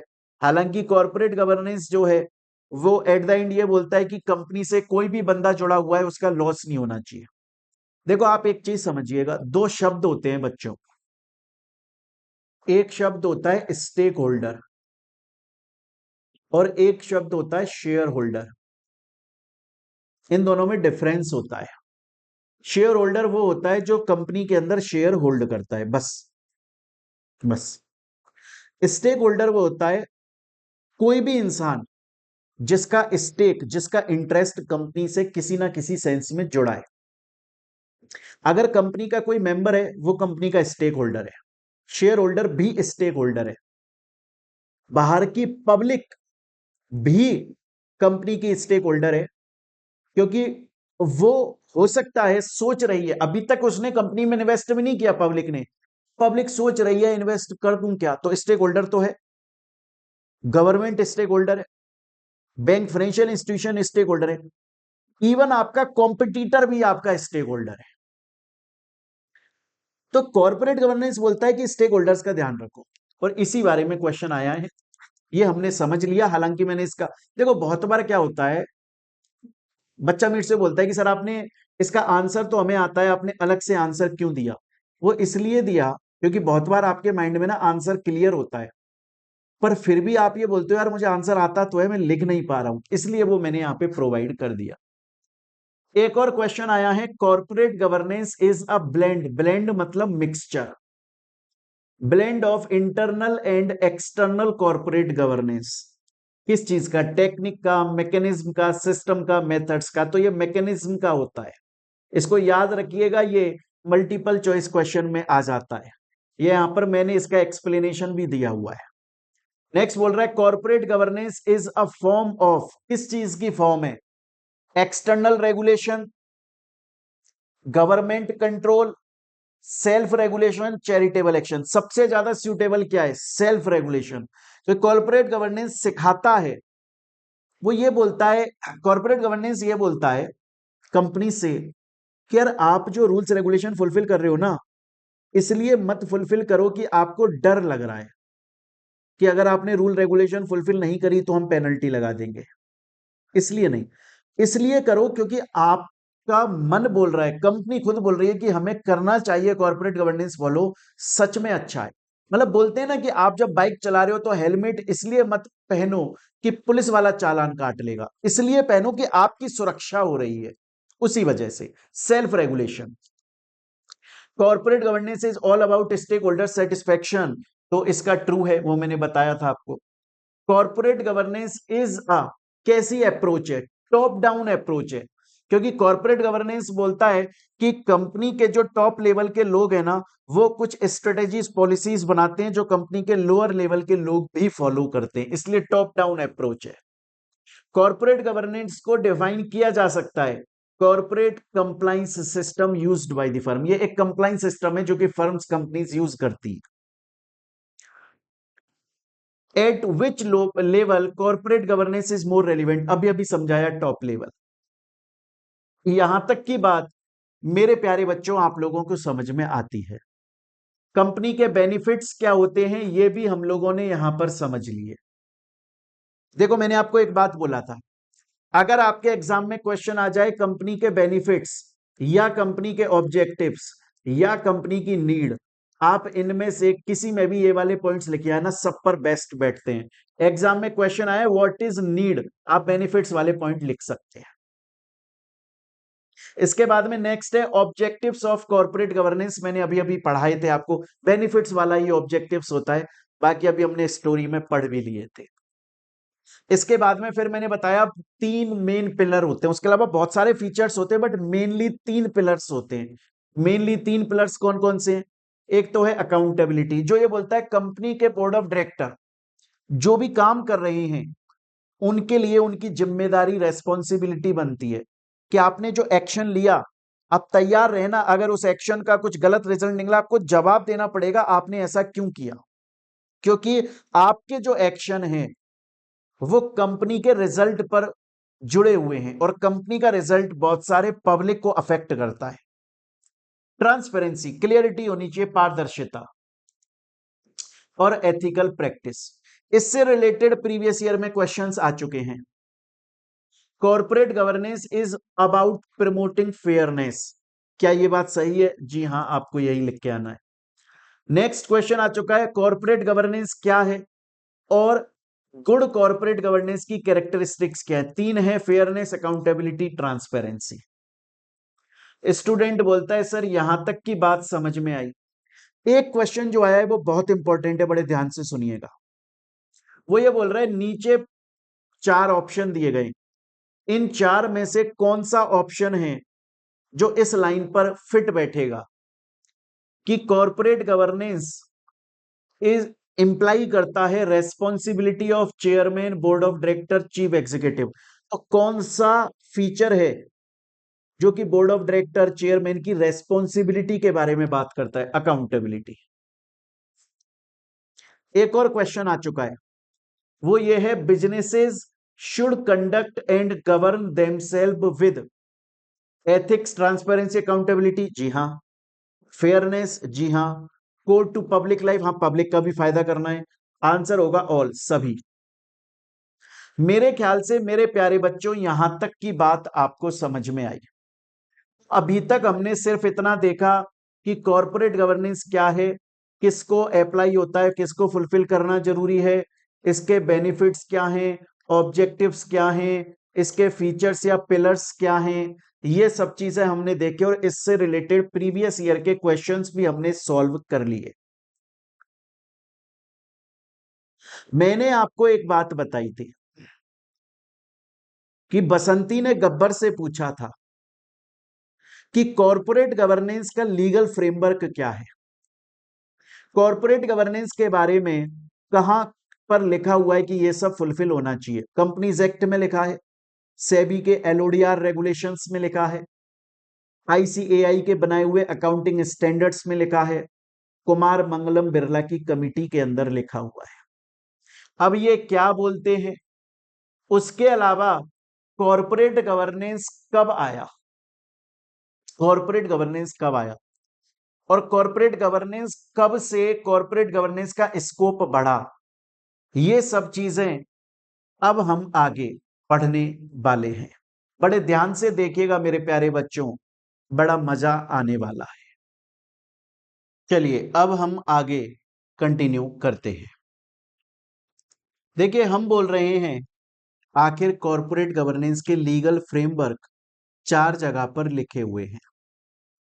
कॉर्पोरेट गवर्नेंस के लीगल फ्रेमवर्क 4 जगह पे लिखे हुए हैं। पहला कंपनीज एक्ट, फिर सेबी के एलओडीआर के प्रोविजंस, फिर ICAI की रिकमेंडेशन अकाउंटिंग स्टैंडर्ड और कुमार मंगलम बिरला कमेटी। हम देखते हैं कंपनीज एक्ट के अंदर कहां पर लिखे हुए हैं legal framework of corporate governance, कहां पर लिखे हैं कंपनीज एक्ट के अंदर। सबसे पहले हम ये देखेंगे। देखिए एक बात बताइए मुझे, कॉरपोरेट गवर्नेंस ये बोलता है ना कि स्टेक होल्डर्स का, शेयर होल्डर्स का, पब्लिक का, इन्वेस्टर्स का, कंपनी के मेंबर्स का फायदा करो, बेनिफिट करो। आपको पता है कंपनी के अंदर जब भी कोई इंपॉर्टेंट डिसीजन लिया जाता है, कंपनी के अंदर जब भी कभी भी कोई भी इंपॉर्टेंट डिसीजन लिया जाता है तो कंपनी के शेयर होल्डर्स से पूछा जाता है कि क्या हम ये कर लें, और अगर वो शेयर होल्डर्स अप्रूव करते हैं तो ही कंपनी काम करती है, अदरवाइज नहीं करती है। मतलब कंपनी जो काम कर रही है या कंपनी जो डिसीजन ले रही है उसमें अपने शेयर होल्डर्स मेंबर्स को इन्वॉल्व कर रही है, पार्टिसिपेट करा रही है। कॉर्पोरेट गवर्नेंस ही तो है ये। सर ये कैसे होता है? अरे आज अगर किसी कंपनी को नाम चेंज करना है, शेयर होल्डर्स से पूछा जाता है स्पेशल रिजोल्यूशन के थ्रू। और बहुत सारे ऐसे काम होते हैं जिसमें ऑर्डिनरी रिजोल्यूशन से पूछा जाता है। बट मेन मुद्दा क्या है? मेन मुद्दा यह है कि कंपनी जब कोई काम कर रही है शेयर होल्डर से पूछ रही है, शेयर होल्डर्स को कंपनी के अंदर होने वाले मैटर्स में इन्वॉल्व किया जा रहा है, पार्टिसिपेट कराया जा रहा है। शेयर होल्डर्स को फील हो रहा है कि यार हमने कंपनी में पैसा लगाया, तो ऐसा नहीं है कि कंपनी वाले हमको कोई तवज्जो ही नहीं देते। नहीं, कंपनी में कुछ काम होता है, हमसे वोटिंग कराई जाती है, हमारा वोट मैटर करता है। कॉर्पोरेट गवर्नेंस ये कंपनीज एक्ट में लिखा है कि अगर कंपनी कुछ भी काम करेगी तो अप्रूवल लेनी पड़ेगी, या तो स्पेशल रिजोल्यूशन या ऑर्डिनरी बिजनेस, वो अलग अलग मैटर्स हैं। उसके अलावा आप देखिए कंपनी के अंदर, अब देखिए कंपनी के अंदर क्या होता है, एक तो वो शेयर होल्डर्स होते हैं जिन्हें हम मेजॉरिटी शेयर होल्डर्स बोलते हैं। मेजॉरिटी शेयर होल्डर्स का मतलब होता है उन्होंने कंपनी के अच्छे खासे शेयर्स होल्ड किए हुए होते हैं। और एक माइनॉरिटी शेयर होल्डर्स होते हैं जिन्होंने कंपनी के कम शेयर्स होल्ड करे होते हैं। अब होता है ऐसा, आप देखिए अपनी लाइफ में होता है, आप अगर दुकानदार हो ना, आज आप दुकानदार हो और एक आदमी आपसे एक घड़ी लेकर गया, और मान लीजिए इस घड़ी की कीमत है 10,000 रुपए, और दूसरा आदमी आपसे एसी खरीद के लेकर गया और एसी की कीमत है 50,000, 60,000 रुपए। पता है ऐसा जनरली होता है कि जिसने हमसे ज्यादा रुपए का सामान खरीदा ना, हमारा उसकी तरफ झुकाव हो जाता है। हम बोलते हैं यार ये हमारा ज्यादा प्रॉफिट करा के गया है, ज्यादा कमाई करा के गया है हमारी, हम उसकी तरफ ज्यादा झुकते हैं। ये होता है, हर हर किसी के साथ में ऐसा होता है। कंपनीज ऐसा नहीं करती। कंपनीज बोलती हैं आप मेजॉरिटी शेयर होल्डर्स हैं, आपने बहुत सारे शेयर्स कंपनी के होल्ड करे हैं। आप माइनॉरिटी शेयर होल्डर हैं, आपने कम शेयर होल्ड करे हैं, हमारे लिए दोनों बराबर है। अगर अगर कभी मेजॉरिटी शेयर होल्डर्स जाने या अनजाने में माइनॉरिटी शेयर होल्डर्स को ऑप्रेस करते हैं, दबाते हैं, उनके अधिकारों का खनन करते हैं, उनको उनके राइट्स को इन्फ्रिंज करते हैं, यूज नहीं लेने देते, या उनके साथ मिसमैनेजमेंट करते हैं, कंपनीज एक्ट उन मेजॉरिटी माइनॉरिटी शेयर होल्डर्स से बोलता है तुम इनके खिलाफ अपील कर दो। ये कॉर्पोरेट गवर्नेंस ही तो है जो मेजॉरिटी शेयर होल्डर्स को, आज एग्जांपल के तौर पे, आज मान के चलो एक ए नाम की कंपनी है जो बी कंपनी में मर्ज होना चाहती है। इसके मेजॉरिटी शेयर होल्डर्स बोल रहे हैं कि हाँ तुम मर्ज हो जाओ, हम वोट देने को तैयार हैं। माइनॉरिटी से भी पूछा जाता है। तो हम बोल रहे हैं कॉर्पोरेट गवर्नेंस कंपनीज एक्ट में फॉलो होता है, प्रूव करो। एक तो प्रूव कर रहा है कि भैया शेयर होल्डर्स का पार्टिसिपेशन है, दूसरा माइनॉरिटी शेयर होल्डर्स का फायदा देखा जा रहा है, तीसरा आपको पता है अगर आप कंपनी के मेंबर हैं और कंपनी कोई जनरल मीटिंग कर रही है, जैसे हमने पढ़ा कि वोट देना होता है, स्पेशल रिजोल्यूशन, ये सब वोट देना होता है, अब आप वोट देना चाहते हैं कंपनी के किसी मैटर में, लेकिन आप मीटिंग के अंदर ना आना नहीं चाहते। कंपनी की मीटिंग है बेंगलोर में, आप बैठे हो जयपुर में। अब मैं एक कंपनी का मेंबर हूं, कंपनी की मीटिंग बेंगलोर में है, मैं जयपुर में बैठा हूं, मैं वोट देना चाहता हूं, पर मैं बेंगलोर नहीं जाना चाहता। कंपनी बोलती है कोई बात नहीं, इलेक्ट्रॉनिकली दे दो, वहां घर पे बैठे बैठे आराम से बेड पे लेटे लेटे दे दो। मेरा पार्टिसिपेशन, कॉर्पोरेट गवर्नेंस। कंपनी के बोर्ड ऑफ डायरेक्टर्स, कंपनी के बोर्ड ऑफ डायरेक्टर्स जो हैं वो वर्चुअली बोर्ड मीटिंग अटेंड कर सकते हैं। ये सभी कंपनीज एक्ट के अंदर शो करते हैं कि कॉर्पोरेट गवर्नेंस जो है वो कंपनीज एक्ट प्रिवेल करता है। इसके अलावा एक आता है सेबी एलओडीआर। एलओडीआर क्या होता है? मैंने अभी अभी आपको बताया था, कोई भी कंपनी जब स्टॉक एक्सचेंज के ऊपर लिस्ट होना चाहती है, क्यों होती है कोई भी कंपनी स्टॉक एक्सचेंज पर लिस्ट? ताकि वो बहुत सारी पब्लिक को अपने शेयर्स इशू कर सके। तो सपोज कीजिए कि एक कंपनी है, सपोज कीजिए बच्चों एक कंपनी है ए नाम की, और वो गई स्टॉक एक्सचेंज के पास, और स्टॉक एक्सचेंज के पास में जाकर बोली कि तुम मुझे अपने ऊपर लिस्ट कर लो, मैं शेयर्स इशू करना चाहती हूं तुम्हारे थ्रू। स्टॉक एक्सचेंज बोला देखो, तुम मेरे ऊपर इसलिए लिस्ट होना चाहते हो ताकि मैं जब अपनी वेबसाइट पे लिखूं कि एक कंपनी शेयर्स का इशू ला रही है तो बहुत सारे लोगों तक बात पहुंच जाए, बहुत सारे लोग तुम्हारी कंपनी के शेयर्स खरीद लें और तुम बहुत सारे पैसे कमा लो। वो जो लोग तुम्हारे शेयर्स परचेज करेंगे उसकी वजह है स्टॉक एक्सचेंज में, स्टॉक एक्सचेंज। क्योंकि लोगों को यह भरोसा है कि कोई भी कंपनी अगर स्टॉक एक्सचेंज पर लिस्टेड है तो वो अच्छी कंपनी है, और यह भरोसा मैंने कमाया है। स्टॉक एक्सचेंज बोल रहा है यह भरोसा मैंने कमाया है।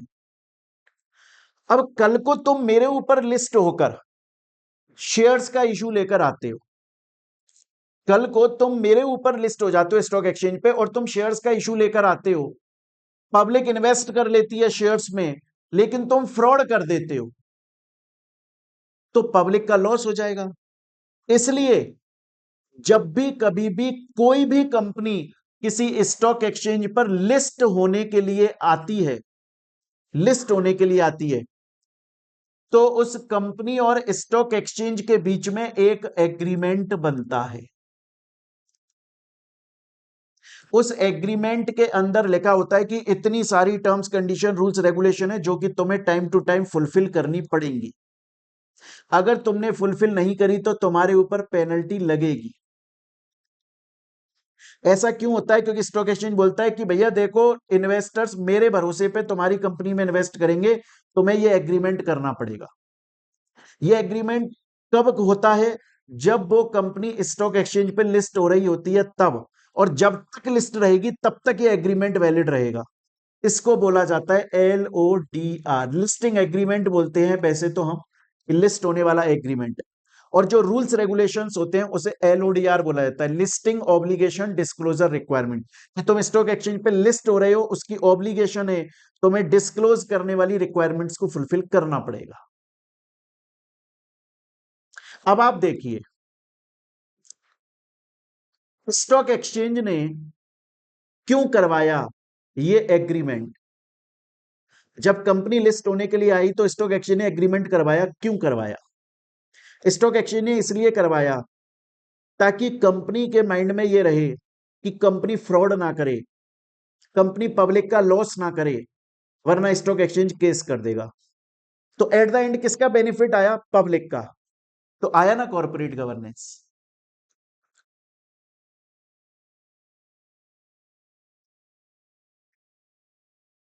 यहां तक की बात मेरी समझ में आ रही है आपको? इसके अलावा ICAI के अकाउंटिंग स्टैंडर्ड्स बोलते हैं वो है, और कुमार मंगलम बिरला, एक कमिटी बनी, बहुत सारी कमिटी बनी थी, हम पढ़ेंगे चैप्टर में आगे। उनमें से कुमार मंगलम बिरला की कमिटी बहुत फेमस हुई। उनकी दी गई एडवाइस कॉर्पोरेट गवर्नेंस में इंप्लीमेंट, लागू करी गई। इसलिए उनको भी बोला जाता है कि हाँ, आप भी बोलकर गए थे कंपनी में कितने डायरेक्टर होने चाहिए, कितने एग्जीक्यूटिव, नॉन एग्जीक्यूटिव, उनका कैसे रीअपॉइंटमेंट होगा, वो सब भी हम फॉलो करते हैं। तो बच्चों, अभी तक जो हम लोगों ने पढ़ा, एक बार पहले आप उसे रिवाइज कर लो। मैं इस पॉइंट ऑफ टाइम पर आपको दो बातें बोलना चाहूंगा। सबसे पहली बात, मेरे पास में बहुत सारे बच्चे ये क्वेश्चन पूछते हैं कि सर क्या सेबी एलओडीआर हमें पढ़ना है, हमारे सिलेबस में तो है नहीं।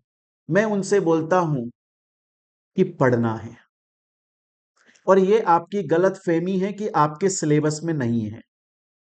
हाँ, आपके स्टडी मटेरियल में नहीं है, आपकी जो मॉड्यूल दिया गया है इंस्टीट्यूट की तरफ से उसमें नहीं है, लेकिन एग्जाम में क्वेश्चन आएंगे। क्योंकि कॉरपोरेट गवर्नेंस आप एलओडीआर, सेबी एलओडीआर के बिना पढ़ ही नहीं सकते। फिर आपने कॉरपोरेट गवर्नेंस पूरा पढ़ा ही नहीं, क्योंकि कॉरपोरेट गवर्नेंस का कुछ पार्ट एलओडीआर में होता है। इवन आपको पता है, जब हम अलग से कभी किसी को सेबी एलओडीआर पढ़ाते हैं ना बच्चों को, तो उनमें रेगुलेशन 17 से लेकर 29 तक हम सेबी एलओडीआर के अंदर पढ़ाते ही नहीं है बच्चे को। हम बोलते हैं जब तुम्हें कॉर्पोरेट गवर्नेंस पढ़ाया जाएगा ना, उसमें ये रेगुलेशन पढ़ाएंगे, क्योंकि ये जो रेगुलेशन 17 से 29 है, ये भले ही है सेबी एलओडीआर के अंदर, पर एक्चुअली में कॉर्पोरेट गवर्नेंस का पार्ट है। तो आपके दिमाग में ना अभी ये क्वेश्चन नहीं आना चाहिए। अब ये क्वेश्चन मेरे से दोबारा मत बोलना कि सर क्या सेबी एलओडीआर पढ़ना होगा। पढ़ना है, आपके सिलेबस का पार्ट है। हाँ, आपके मॉड्यूल में स्टडी मटेरियल में नहीं लिखा, पर क्वेश्चन आएगा एग्जाम में, क्योंकि कॉर्पोरेट गवर्नेंस बिना सेबी एलओडीआर के पढ़ लेना मूर्खता है। दूसरी बात, बच्चों, मैं ये बोलना चाहूंगा, आप चाहो तो एक बार यहां तक क्लास को पॉज कर लो और रिवाइज करो हमने क्या पढ़ा। हमने पढ़ा कि इंसॉल्वे सॉरी कॉर्पोरेट गवर्नेंस जो है वो रूल्स, रेगुलेशन, टर्म्स, कंडीशंस हैं, जो कि बेस्ट मैनेजमेंट प्रैक्टिस हैं, जो कि बोलते हैं स्टेक होल्डर्स का फायदा होना चाहिए, लिस्टेड कंपनीज को फुलफिल करना कंपलसरी है। इनके तीन मेन फीचर्स होते हैं: फेयरनेस, अकाउंटेबिलिटी, ट्रांसपेरेंसी, फैट। इसके अलावा फिर हमने इनके बेनिफिट्स पढ़े, जो कंपनीज को, सेबी को, बैंक्स, फाइनेंशियल इंस्टीट्यूशन को गवर्नमेंट को, पब्लिक को, सबको होते हैं। फिर उसके बाद में हमके इसके ऑब्जेक्टिव्स पढ़ लिए। फिर हमने कुछ प्रीवियस ईयर क्वेश्चन यहां तक सॉल्व कर लिए। हमने इनका लीगल फ्रेमवर्क भी पढ़ लिया। अब हम चल रहे हैं बहुत ही इंपॉर्टेंट टॉपिक के ऊपर। अब हम देखने वाले हैं कॉरपोरेट गवर्नेंस आखिर भारत के अंदर इवॉल्व कब हुआ, कैसे हुआ, आखिर कैसे जन्म हुआ कॉरपोरेट गवर्नेंस का भारत में। और बच्चों, इस बात को समझाने के लिए मुझे आप लोगों को एक स्टोरी, एक कहानी सुनानी पड़ेगी। हम किस बारे में कहानी पढ़ रहे हैं कि कॉरपोरेट गवर्नेंस इंडिया के अंदर कैसे इवॉल्व हुआ, कॉरपोरेट गवर्नेंस इंडिया के अंदर कैसे इमर्ज हुआ, कैसे आया।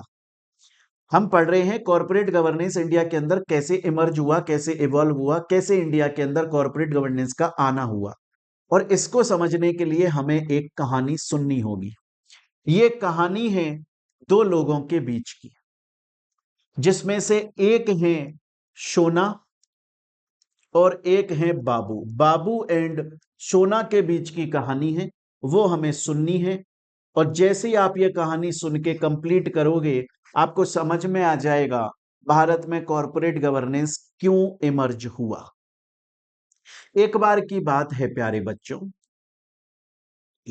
सोना गई अपने बाबू के पास और बाबू से जाकर बोली, बाबू बाबू, इंडिया में कॉरपोरेट गवर्नेंस कब से आया।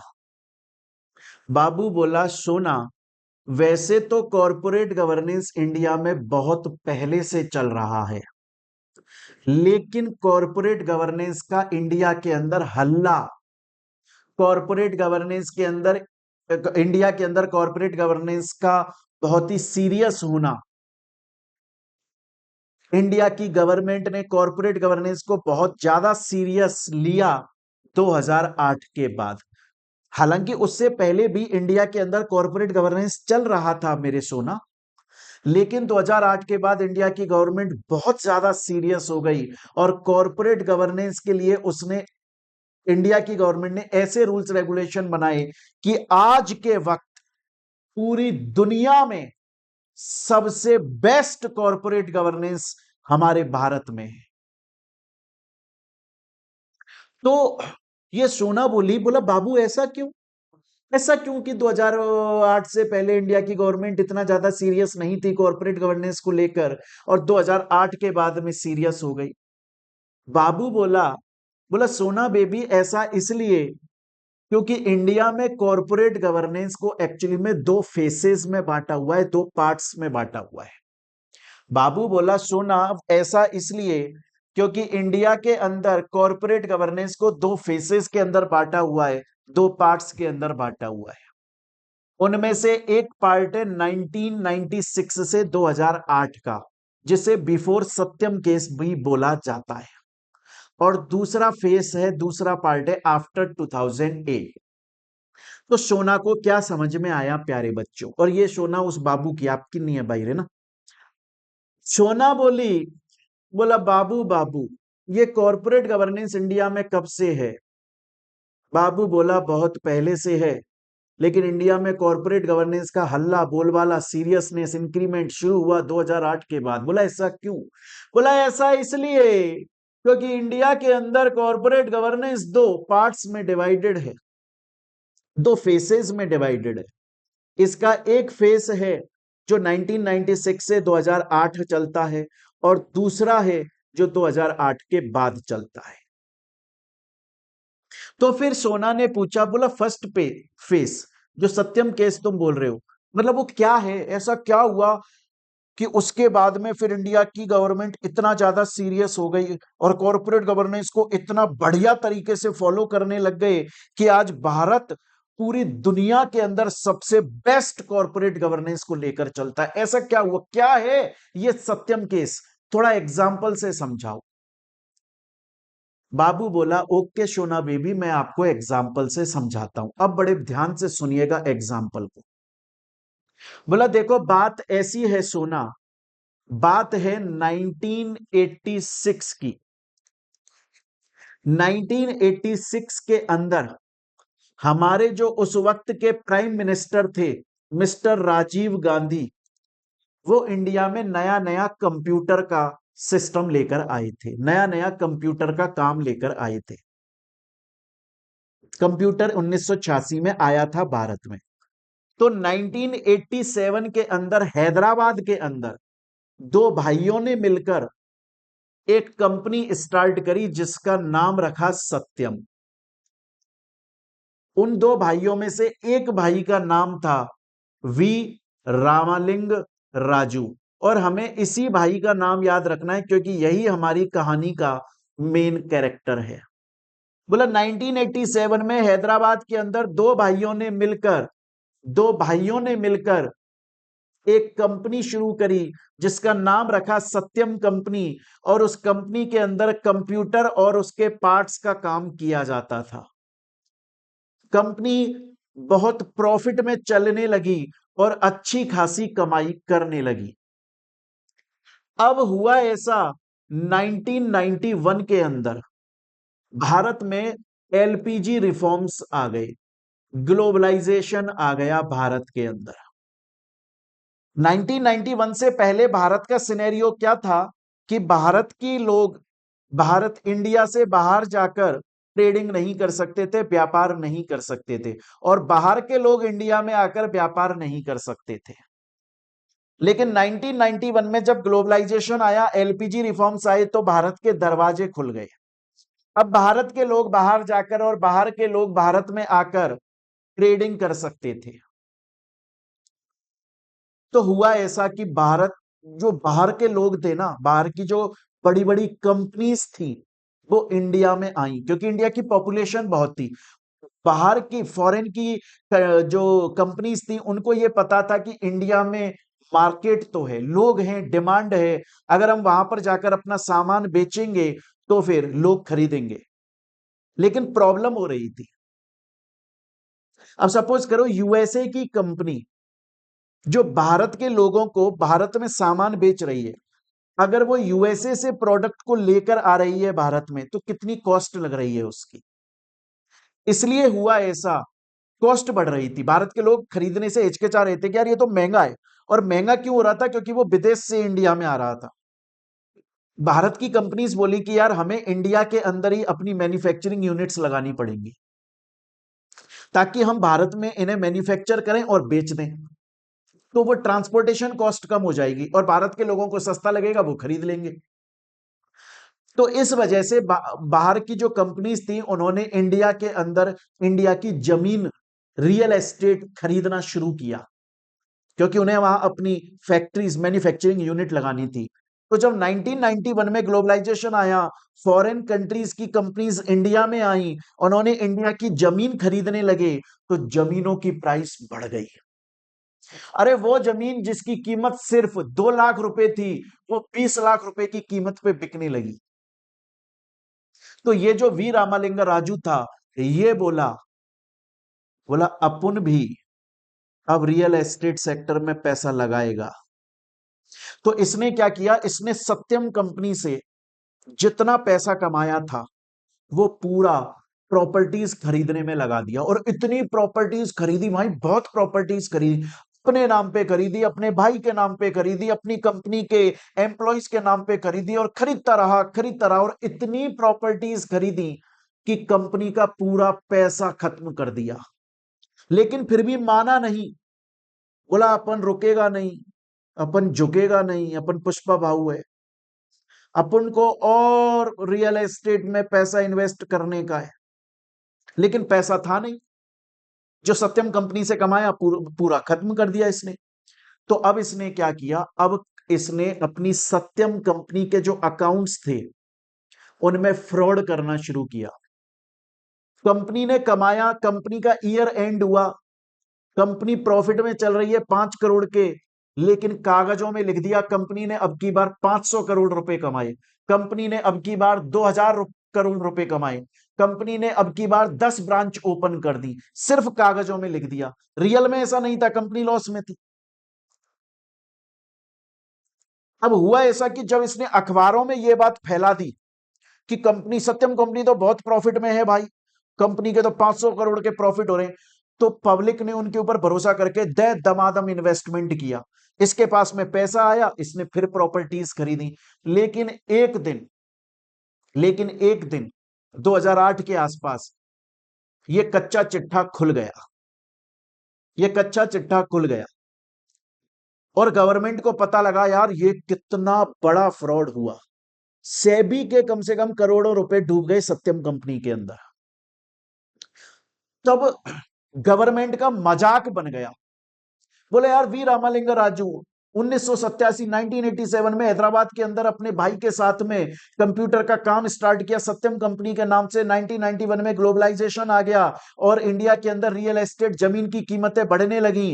वी रामालिंगा राजू ने भी खूब सारी जमीन खरीदी, सत्यम कंपनी का पूरा पैसा खत्म कर दिया और पैसे की जरूरत थी, कंपनी के अकाउंट्स में मिस रिप्रेजेंट करने लगा, कंपनी लॉस में जा रही है तो भी प्रॉफिट में कागजों में दिखाने लगा। लोगों ने भरोसा करके इन्वेस्टमेंट किया, बहुत सारे लोगों ने पैसा कंपनी में इन्वेस्ट किया और बाद में पता चला कंपनी लॉस में है।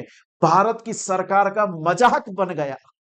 लोग बोले कि हम ऐसी सरकार पर भरोसा कैसे करें, इसको यही नहीं पता कि कोई कंपनी कागजों में लिख रही है प्रॉफिट हो रहा है, वो लॉस में चल रही है, बेचारी पब्लिक का पैसा डूब गया। गवर्नमेंट को समझ में आ गया ना, नहीं भैया ऐसे नहीं चलेगा, ऐसे नहीं चलेगा, सीरियस होना पड़ेगा, हमें कुछ ऐसे रूल्स रेगुलेशन लाने पड़ेंगे जो कि सबको बहुत सीरियसली फॉलो करने पड़ेंगे, कॉर्पोरेट गवर्नेंस को बहुत सीरियस लेना पड़ेगा। और सत्यम केस के बाद में कॉर्पोरेट गवर्नेंस को इंडिया का सेकंड फेस मिला, कॉर्पोरेट गवर्नेंस के इंडिया के अंदर, और बहुत सीरियसली लिया गया कॉर्पोरेट गवर्नेंस को। और आज ये स्थिति है, पूरी दुनिया के अंदर भारत का कॉर्पोरेट गवर्नेंस नंबर 1 पे चलता है। इसलिए बोला जाता है कि कॉर्पोरेट गवर्नेंस के 2 फेस हैं, पहला बिफोर सत्यम केस, क्योंकि सत्यम केस में जो हुआ उसमें बहुत सारे लोगों के पैसे डूब गए, भारत की सरकार का मजाक बना, उनके रूल्स रेगुलेशंस का मजाक बना और बोला गया कि भैया आप कुछ ऐसी टर्म्स कंडीशन, नियम, शर्तें बनाओ ताकि कॉर्पोरेट गवर्नेंस सीरियस हो जाए। और यहां से शुरू होता है सेकंड फेज। बच्चों ये सेकंड फेज हम लोग अपनी नेक्स्ट क्लास के अंदर पढ़ेंगे। मेरे ख्याल से यहां तक की बात आप लोगों को समझ में आई। यहां तक की बात आप लोगों को समझ में आई प्यारे बच्चों कि फर्स्ट फेज क्यों बोला जाता है। तो एक बार अभी तक हमने इस चैप्टर में जितना पढ़ा आप लोग उतना रिवाइज करें प्यारे स्टूडेंट्स। बाकी का हम लोग अपनी नेक्स्ट क्लास के अंदर कंटिन्यू करेंगे। Till then thank you, take care प्यारे बच्चों।